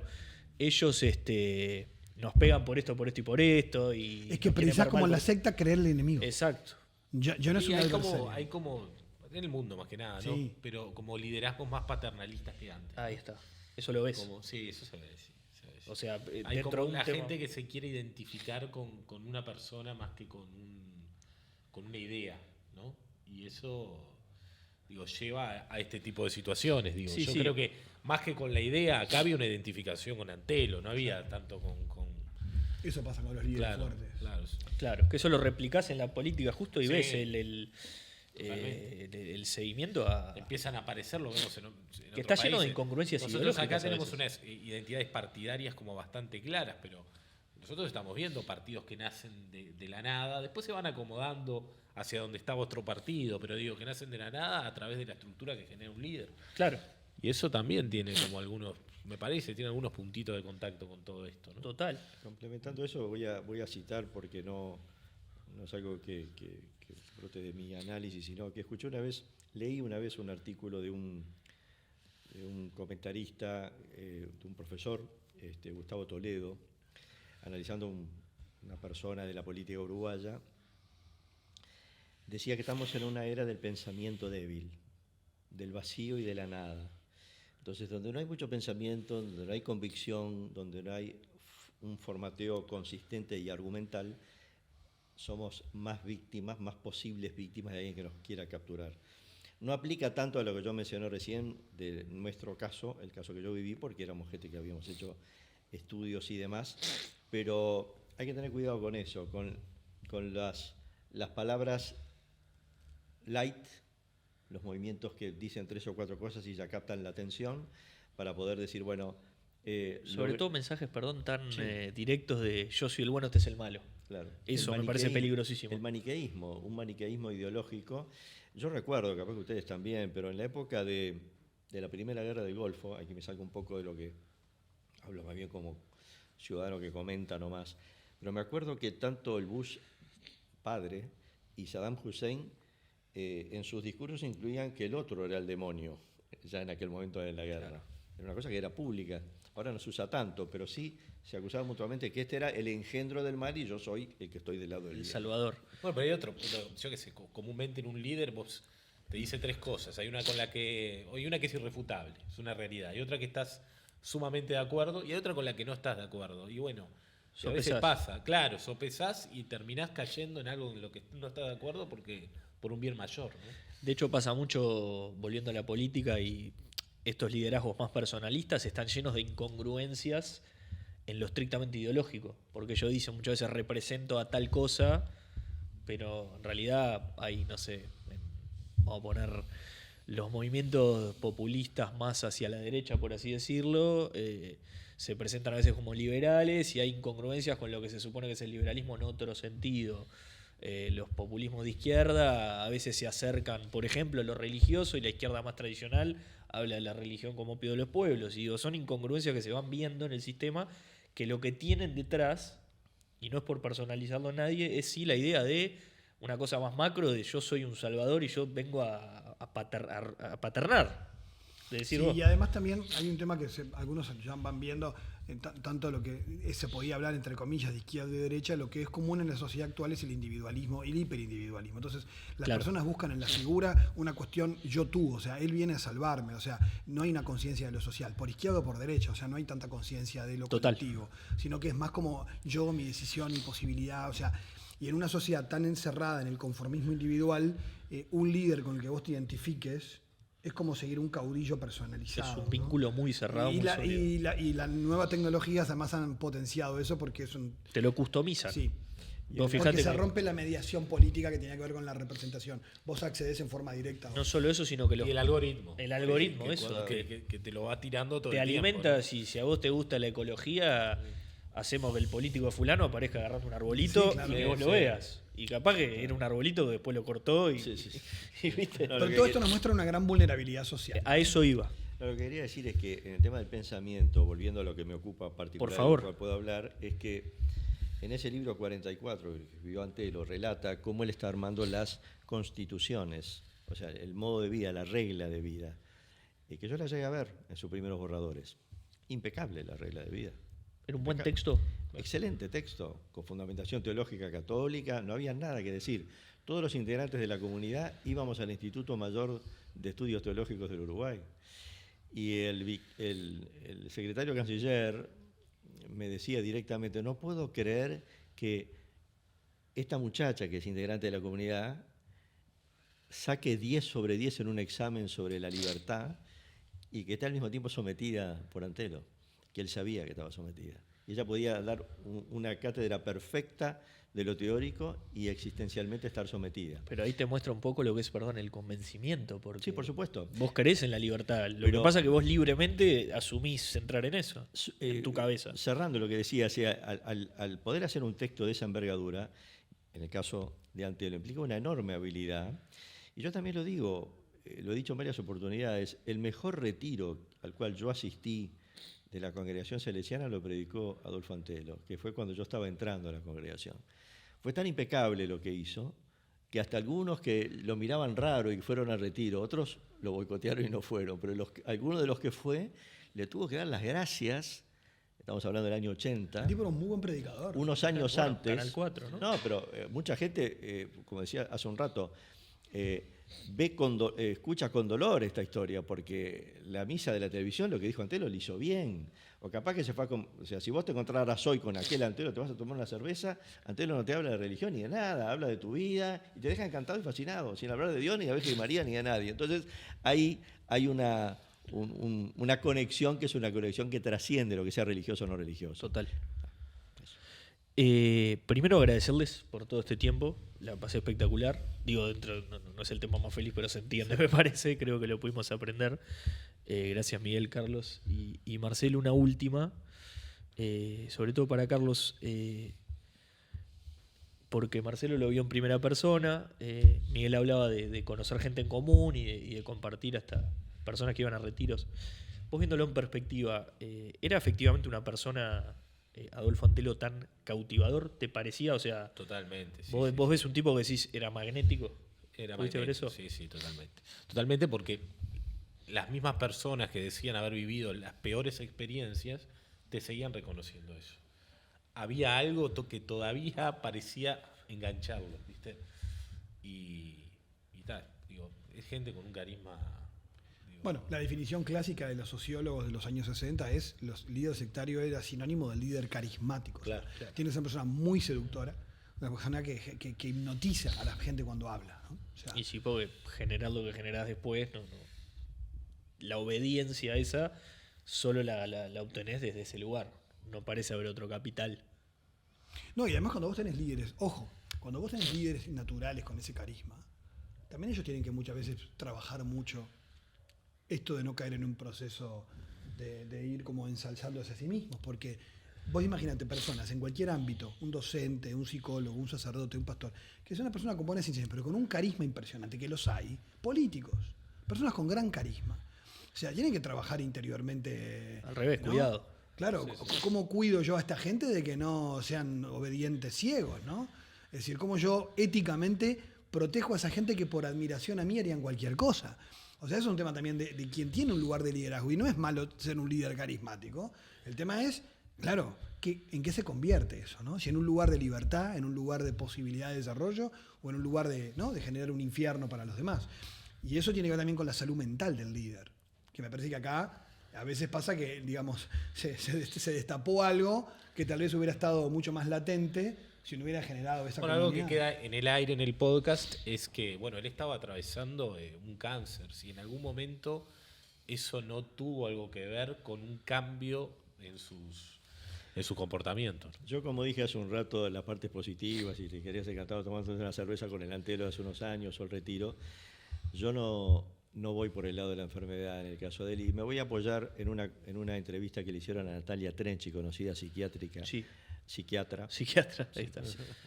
conocida psiquiatra, Natalia, en un programa, creo que fue en Perspectiva, que trataron este tema, enfermedad o malicia o maldad o maligno, ¿no?